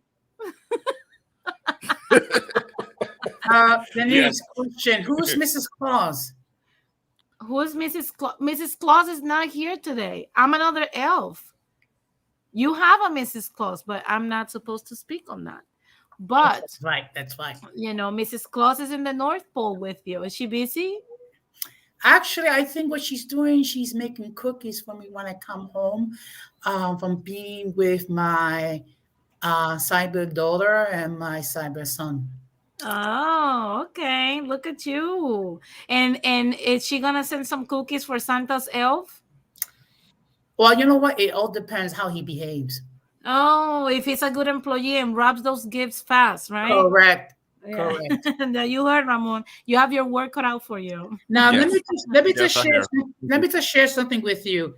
On January the 18th, the theme will be is what is the thought process of the mentally and intellectually challenged? That is interesting. Now, one thing I want to ask you guys, going back to today's topic, what do you guys think about all these multiverses of alternate realities that people have designed for themselves colliding right now? Okay. Well, the fact of the matter is, we have so many different cards. I mean, we have like a 52 card deck. I mean, in your case, Denise, you have the Latina card, you have the woman card. Ramon, he has the Latina card. I have the Latino card. I have the male card, and I have the Christian card. Yeah. Yeah, you have many cards. Well, I have the minority card, the Afro Latina card. Oh, that's right. True. They have there's a lot of cards out there. So what do you guys think? Do you guys agree or disagree with me in social media being the gate that was open, that gate kept all of these alternate realities to go into war now? I'll let Ramon speak first. Well, in people's imaginations, I mean, yes, because there are too many keyboard warriors out there that they think that they're actually intimidating, or they're actually fighting against somebody that they don't agree with, but that's behind a keyboard. So to a degree, in their mind, yeah, social media has been that kind of a gateway.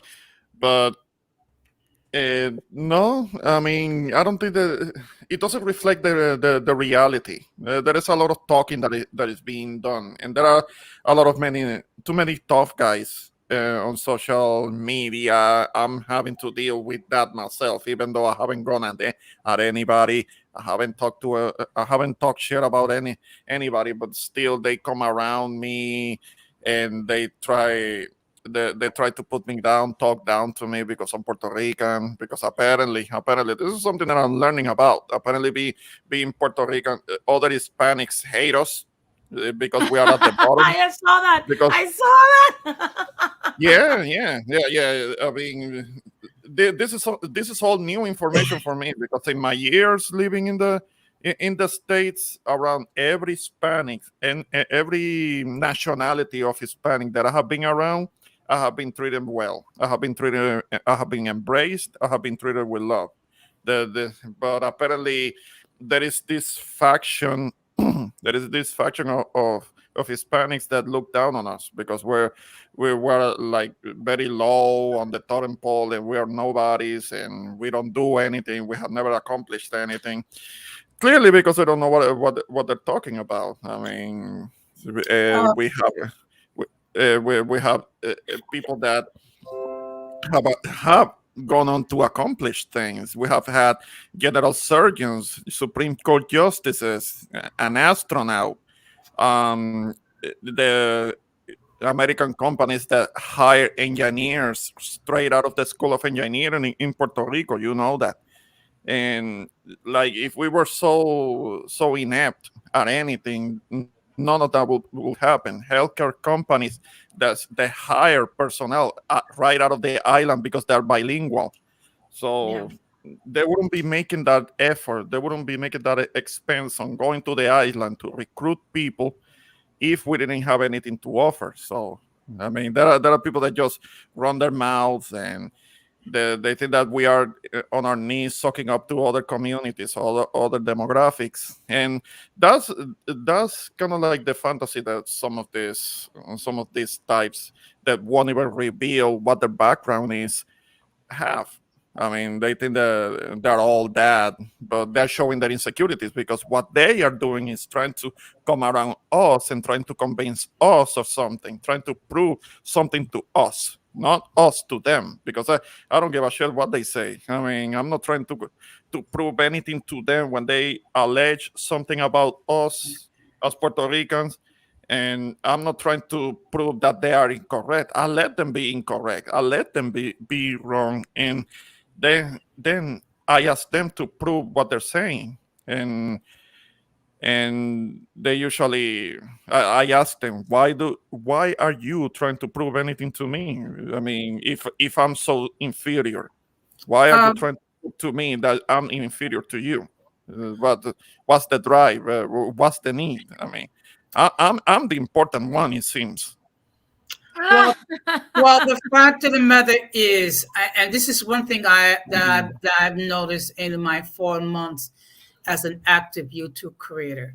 Everyone has haters to a certain extent. I mean, the fact of the matter is, when you have individuals who don't have anything going into their lives, and then they see people like us who are trying to do something productive, they get triggered. I mean, unfortunately, Denise has been the subject of so much garbage. It is amazing, and I just wish that people would actually spend a little bit more time reading, analyzing her material instead of just making comment. Of course, that's the problem with that is it makes too much sense. It's easier to complain. It's easier to criticize. It's easier to get personal because you do not have any strong data to back it up. Yesterday, I had a disagreement with Denise, and I was able to back it up with data. Yeah, and that was the words of Bonifacio, the angel we have here on our channel, telling all of you simple mortals and sinners, his reality. Yeah. For a moment, I didn't remember Bonifacio, but yeah. Do you remember? Do you remember Bonifacio, Ramon? No, for a moment. Nuevo Día? I know. I remember now. It's just that for a minute because I haven't read the El Nuevo Dia in a long time, so I Oh kind my of slipped my god. mind. But yeah. But I see him with the baggy 1990s clothes and the cell phone and the brick cell phone by his side. Kind of like that's how I used to look. That's kind of how I Yeah, used to look back in the day. Yeah, But I was yeah. thinner but I you know, with have. with the same type of cell phone. Yeah. Oh my god. but you know what's the crazy thing? He kind of looks like a thinner version of me.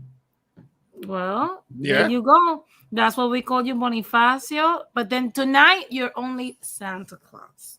It's In the okay. rest Yeah. of the year, you're an angel. Today, you're Santa. Hmm. Okay, so make no mistake. So going back to the whole reality, the realities of people colliding right now. What do you guys think would be the solution? Should we delete our social media? Should we take breaks? Should we not take social media should we not go into social media once we get home? Because that's something I have evaluated myself. Actually, social media can have a productive use. It all depends on what you do with it. It's neither productive or not productive. I mean, take a look at ourselves. Well, we use our social media to share information. That's a fact. I use social media to post positive and funny things. If you were to look at my Instagram and see some of the funny stuff that I posted, you gotta admit it is hilarious. Yeah. Unfortunately, you have those who are into social media almost 24/7. When they wake up, the first thing they go to look at is like, oh, did they get any likes today? Is anyone commenting on them on the fact that they went to the bathroom at 8:35 p.m. last night, or that they actually ate something at 12 midnight and what have you? And it's like, please. So social media when it's used in a constructive way, it's a good thing. It gets a problem when you're constantly thinking about social media and you're doing stupid things so people can um get a lot of eyes. It's like when you have certain individuals that do stupid things order they get their likes up. Yeah, yeah, those are attention whores, and that's something we've seen a lot. I'd rather just not mention whore since I've been considered a whore phobic. But Uh, Denise, don't forget, all her lives matter. Jose, bajito que se ofenden, Well, you know what? bajito No, que You se know no, what? ofende. Okay. You know what? I don't care. No, yeah, they say really, I don't slut care. shaming. In fact, if you look, I mean, I might as well share with you the first three topics I'm going to discuss in January: how to battle white supremacy, um, in defense of Christianity, and what is the mind concept of the mentally and intellectually challenged. Yeah. For the people that are English speakers, what I mean by bajito que se ofenden is basically say it in a whisper, otherwise they'll get offended. Okay. So every time that you hear that, that's gonna be like a slogan on this channel from now on. Bajito que se ofenden. And you know what? And people do not like my content. You know what? You're not obligated to watch it. You're not obligated to receive it. It is meant for people who still have some gray cells that are working. Yeah, Absolutely. and So something. go Yeah. ahead, Ramon. When it comes to to social media, like Jose said, it can be useful if it's if it's used the right way. But like Shannon in the comments just mentioned, dealing with social media can be like going back to high school. I disagree because to me high school wasn't so bad. Junior high was bad. Junior high was bad. I dealt with some bad bullying when I was in junior high. Intermedia, lo que nosotros decimos intermedia.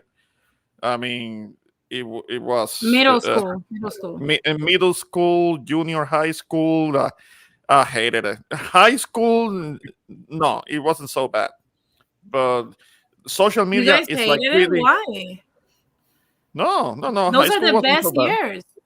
Those are the No, best years. no. But intermediate, junior high, no, I didn't like it. I didn't like it. I dealt with a lot of shit at that time, and but social media can be like that because there is a lot of harassment and bullying going on there, and like you have to be mentally strong to be dealing with that. And I'm kind of like because I haven't been in school for so long, I see that on social media, and I'm like, that this shit isn't worth it.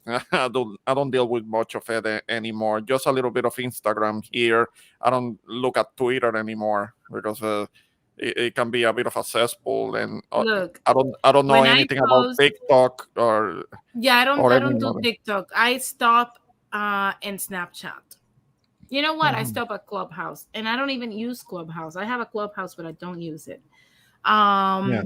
I stop with Snapchat, and yeah, I stop. Because oh my god! But I didn't had a problem neither in junior high or in middle school. Like Yeah. those were like the greatest years of my youth.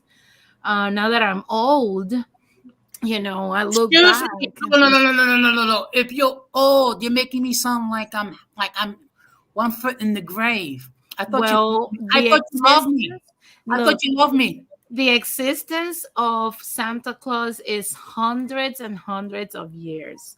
So you have been here for a while and you're not going anywhere.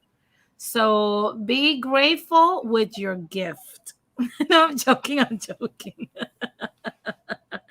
But Be going careful. Be careful, or you end up on my naughty list. oh my god, I'm gonna receive socks for Christmas. No, Okay, you're gonna Santa. receive an ice cube. Oh, Santa, you're evil. Santa can be petty as hell. Guys, if you have been a bad person. No, but to be honest with you, I do think that I am old. But because of course I think about all the years that I have lived. And I can't remember the last time I woke up without feeling any kind of discomfort. After 30, I think you feel already like your back it needs to be stretched or something before you step out of the bed. But to be honest with you, I think that we need to create social media platforms for people to depot from social media. And whether people believe it or not, this is something that it's needed.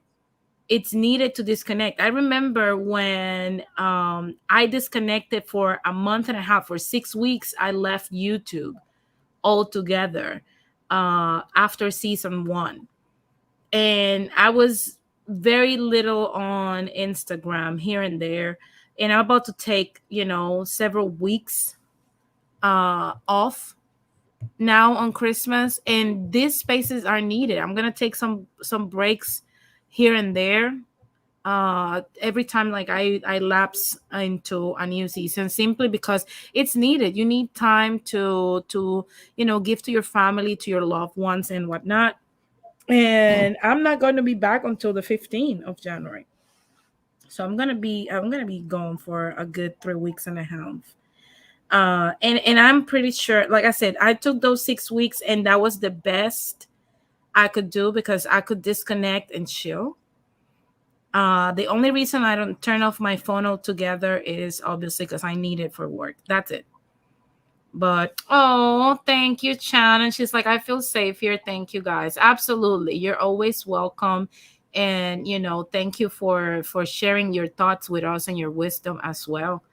I feel loved. But going back to to what I was saying, we need to create this type of spaces, where people, oh, look at Johnny Mills, it's like Denise, being 34 does not make you old. But why do I feel old? It is old age. We're old. I haven't got any grays yet, but I'm pretty sure somewhere along the line in my 30s, I'll probably get one or two.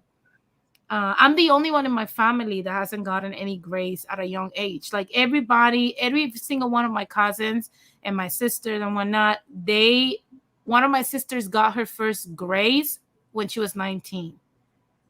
I have not. I'm the only one that has not gotten like any gray hairs like that. I don't know why. But, and if I get them, I will dye them. I'm not that type of people that are like, oh, I'm going to go gray and I'm going to stay silver and whatnot. It's not going to happen, people. Denise, I can see you like at 90 years old, host doing Latin splaining, and with that sweet elderly voice. Oh my God, no. I think, like I said, after 74, I'm going to cross the street recklessly. I'm going to try to go into outer space, get like a bunch of tattoos and piercings, take some ecstasy or something.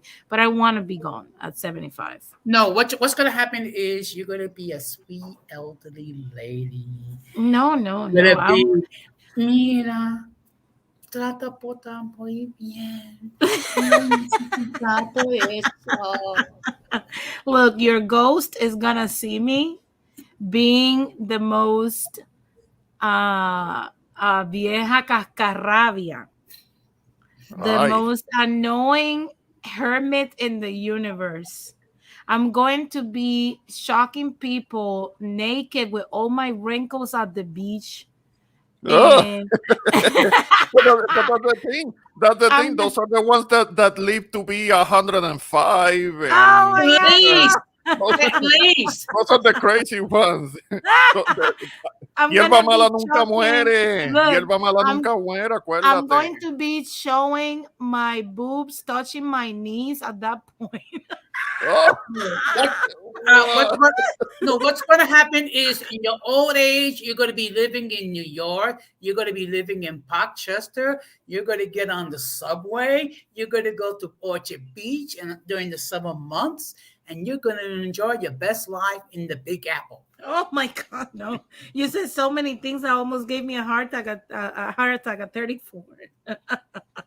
No, but in all seriousness, guys, I want to leave this hiatus in a good note.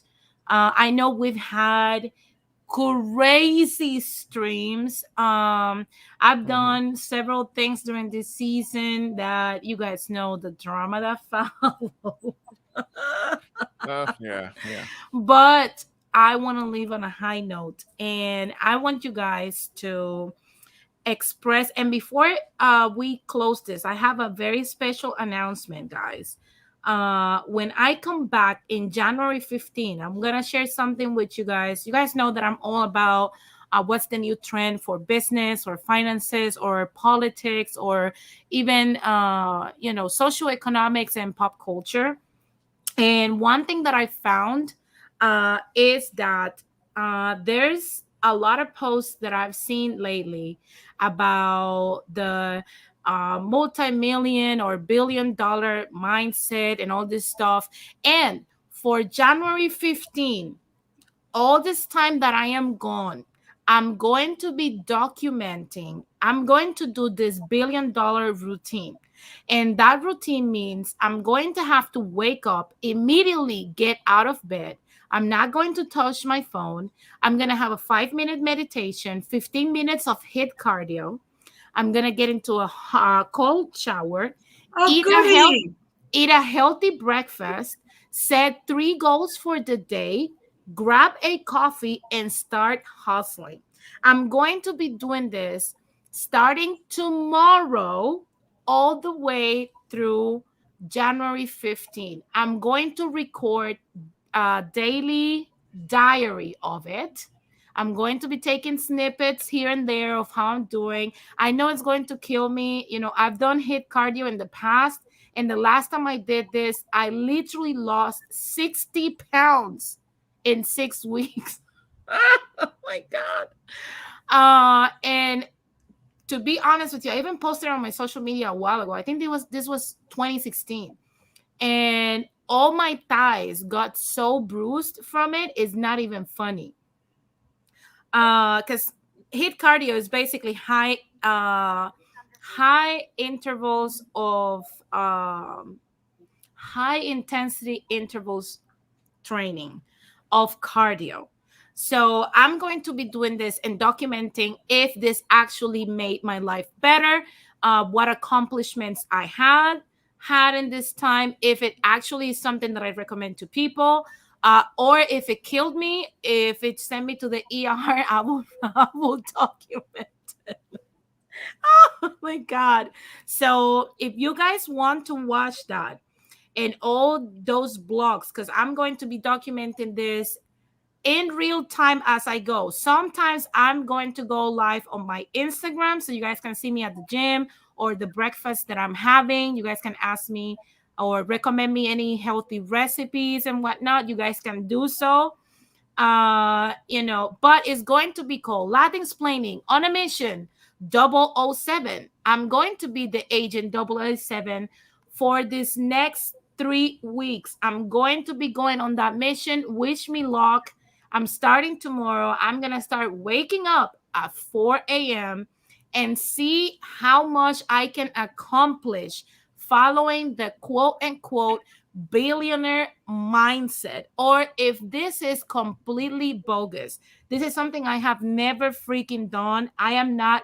People often ask me, and this is going to sound funny, but people have asked me, are you a morning person or a night person? And I always say, I'm barely a person. Okay.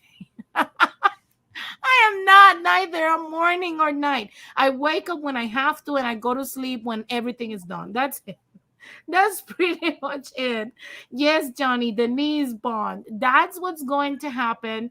So if you guys want to see me on this mission, make sure that you follow me on Instagram for the random lives that I'm going to do either from the gym or while I'm eating breakfast or grabbing my coffee. Of course, I'm not going to show when I'm in the cold shower. But I will let you guys know how am I doing. I will try to record me doing HIIT training the first days out of self-preservation. I'm not going to do that because I know I'm going to feel like shit and I'm going to look completely ridiculous. So I'm going to save you guys. I'm going to spare you guys from that. But I'm going to document as much as I can. So make sure that on January 15 of 2022, you tune in to see me and my accomplishments with the billionaire mindset routine. Now, if you want to follow it with me, I'm going to share one more time. If you want to follow me, these are the steps. I'm going to be posting it on my Instagram as well, so you can see it. If you want to do this journey with me, post it on your social media if you follow me on Instagram and tag me on it because I want to see it. If you're doing this, if you're going to wake up at 4 a.m., do all this shit and start hustling, then tag me on everything that you do.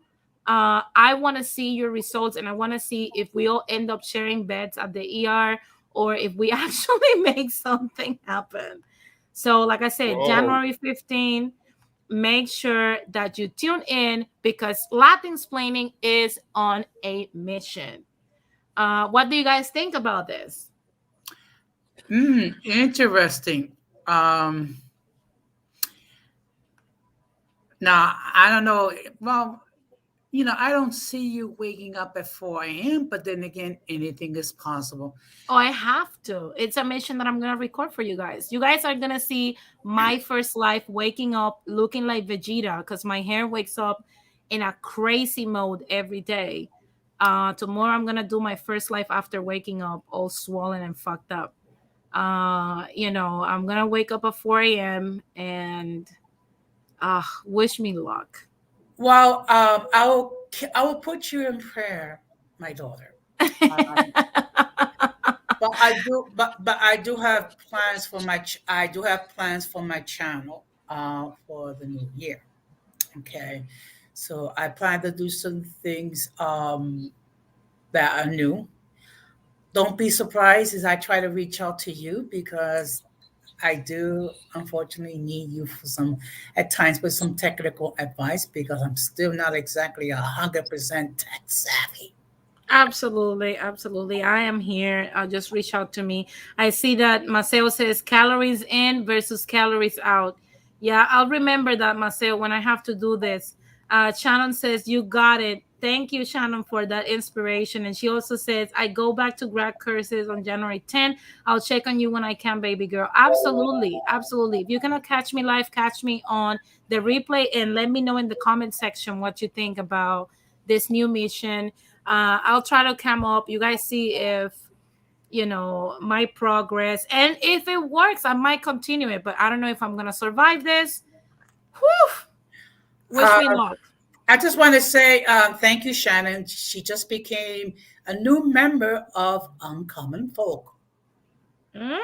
She's an uncommon folk. Absolutely. So Absolutely. She is unique, just like us.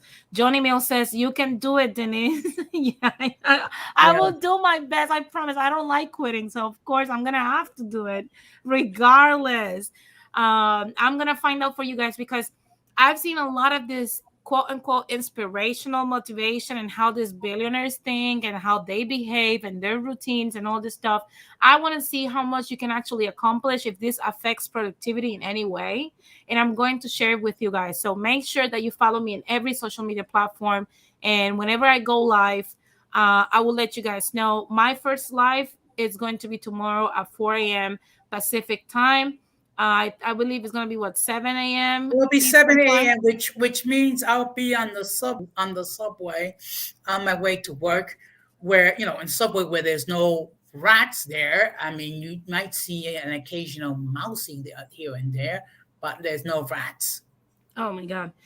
There is rats, but I'm going to be up at 4 a.m. for the first time in years to actually, do this thing. I know I'm supposed to not touch my phone, but I'm going to do it live for you guys to see. I'm not going to go on anything else, but oh my God. The cold shower is what I'm dreading in this weather. Why? I mean, it's 58 degrees. It's almost like summertime. Okay, I'm out, Santa. I get it. You're up there in the North Pole and you love it. But anyway, guys, I'm going to start wrapping this up. I want you guys to say your final statements on Latin Explaining for 2021 as we move into Christmas week.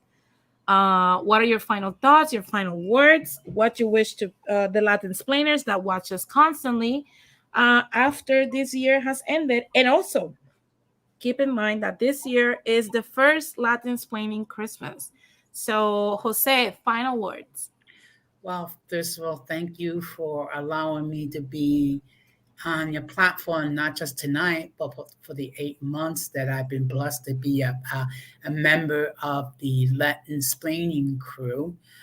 As far as Christmas, I'll be spending it with family, and of course, I'm going to remember the true reason for Christmas is to acknowledge the birth of my Lord and Savior Jesus Christ.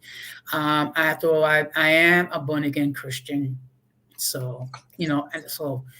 Now, as far as the new year, as far as the new year, I just want to say,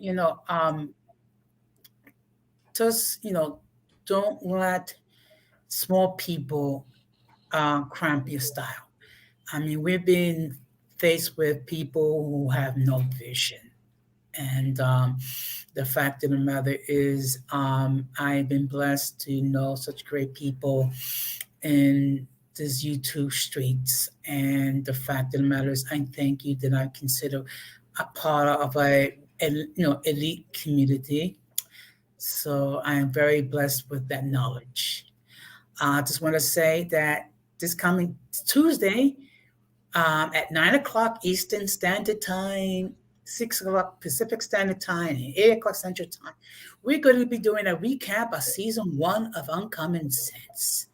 So it's going to be, a little reflection regarding the streams that I did. We're going to have a little bit of fun. And of course, I have to close uh, the same way that I always close. People, please be careful out there. Because contrary to what my daughter believes, we're still dealing in the middle of a pandemic that's killed 805,000 people in this country so far. And we must do everything possible to minimize our contact with the mentally and intellectually challenged. Because if we fail to do so, we will be infected by their stupidity and massive insanity. And then we're going to be coming like a bunch of morons. Absolutely, Jose. Thank you very much, Santa, for your words.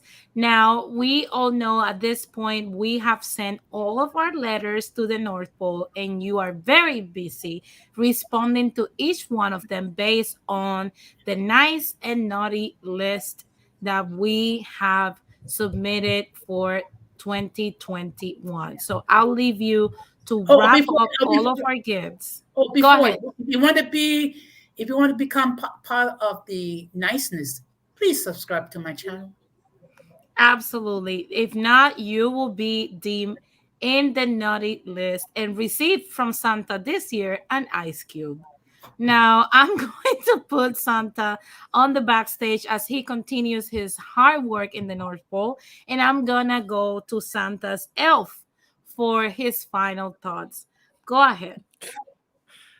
Hey, first thing, Dennis, I appreciate you letting me on your panel.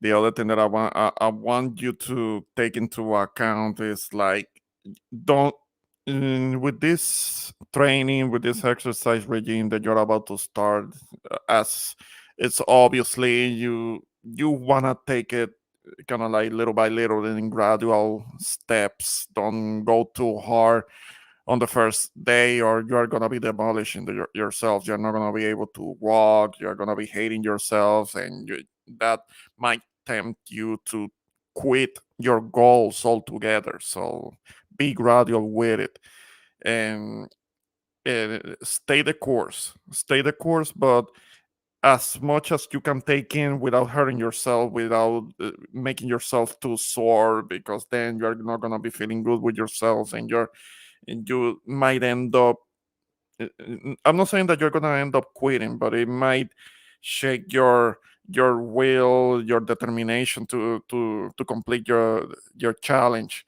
So, but definitely do what you have to do. If it's something that is gonna help you improve your overall health and make and get you to feel good about yourself, then absolutely. I should be doing something like that. Let's see what happens now in the new year. I know that it's kind of cliche, setting goals, kind of like fitness goals for the beginning of a year, because most people just don't do it. Most people they set goals, but it doesn't last long because they don't have the right program, or they're not taking the proper steps to it to make sure that it does become part of a lifestyle. So yeah, I should be doing a little something like that myself, and so we'll see. So you're And saying you're gonna join me?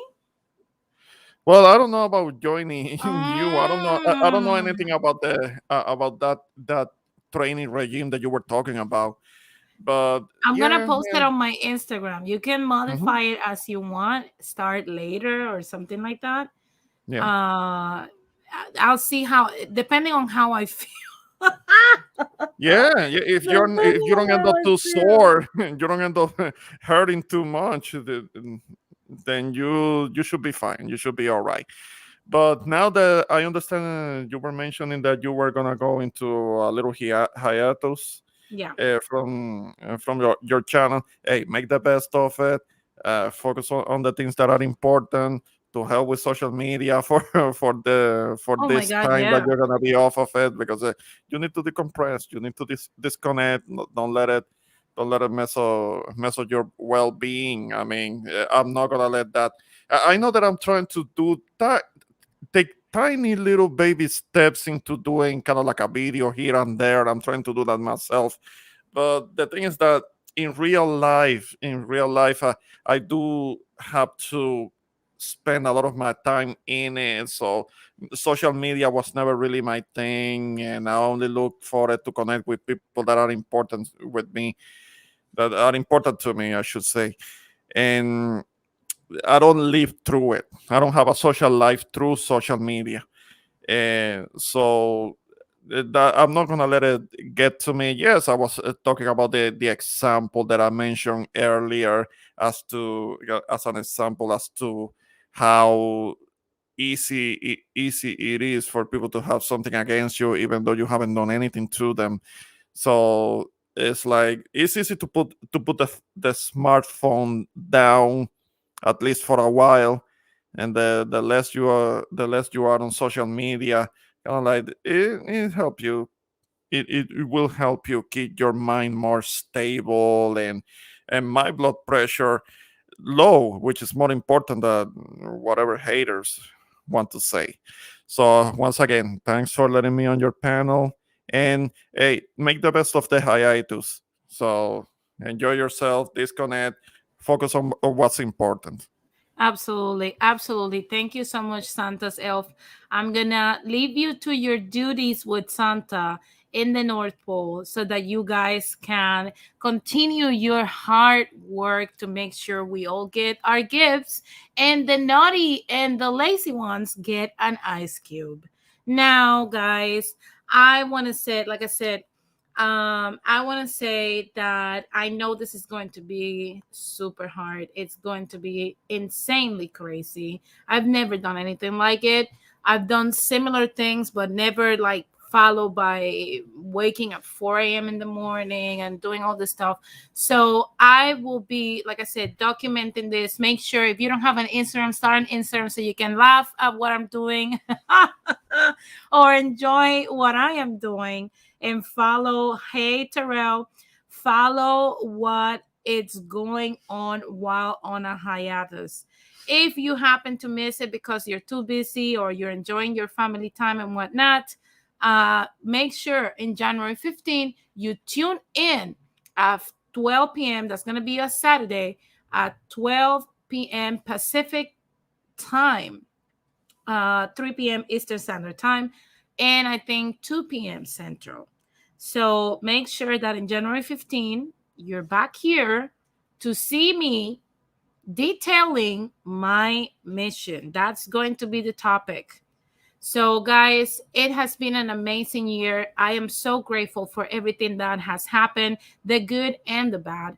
And to be honest with you, this year has brought me to you guys.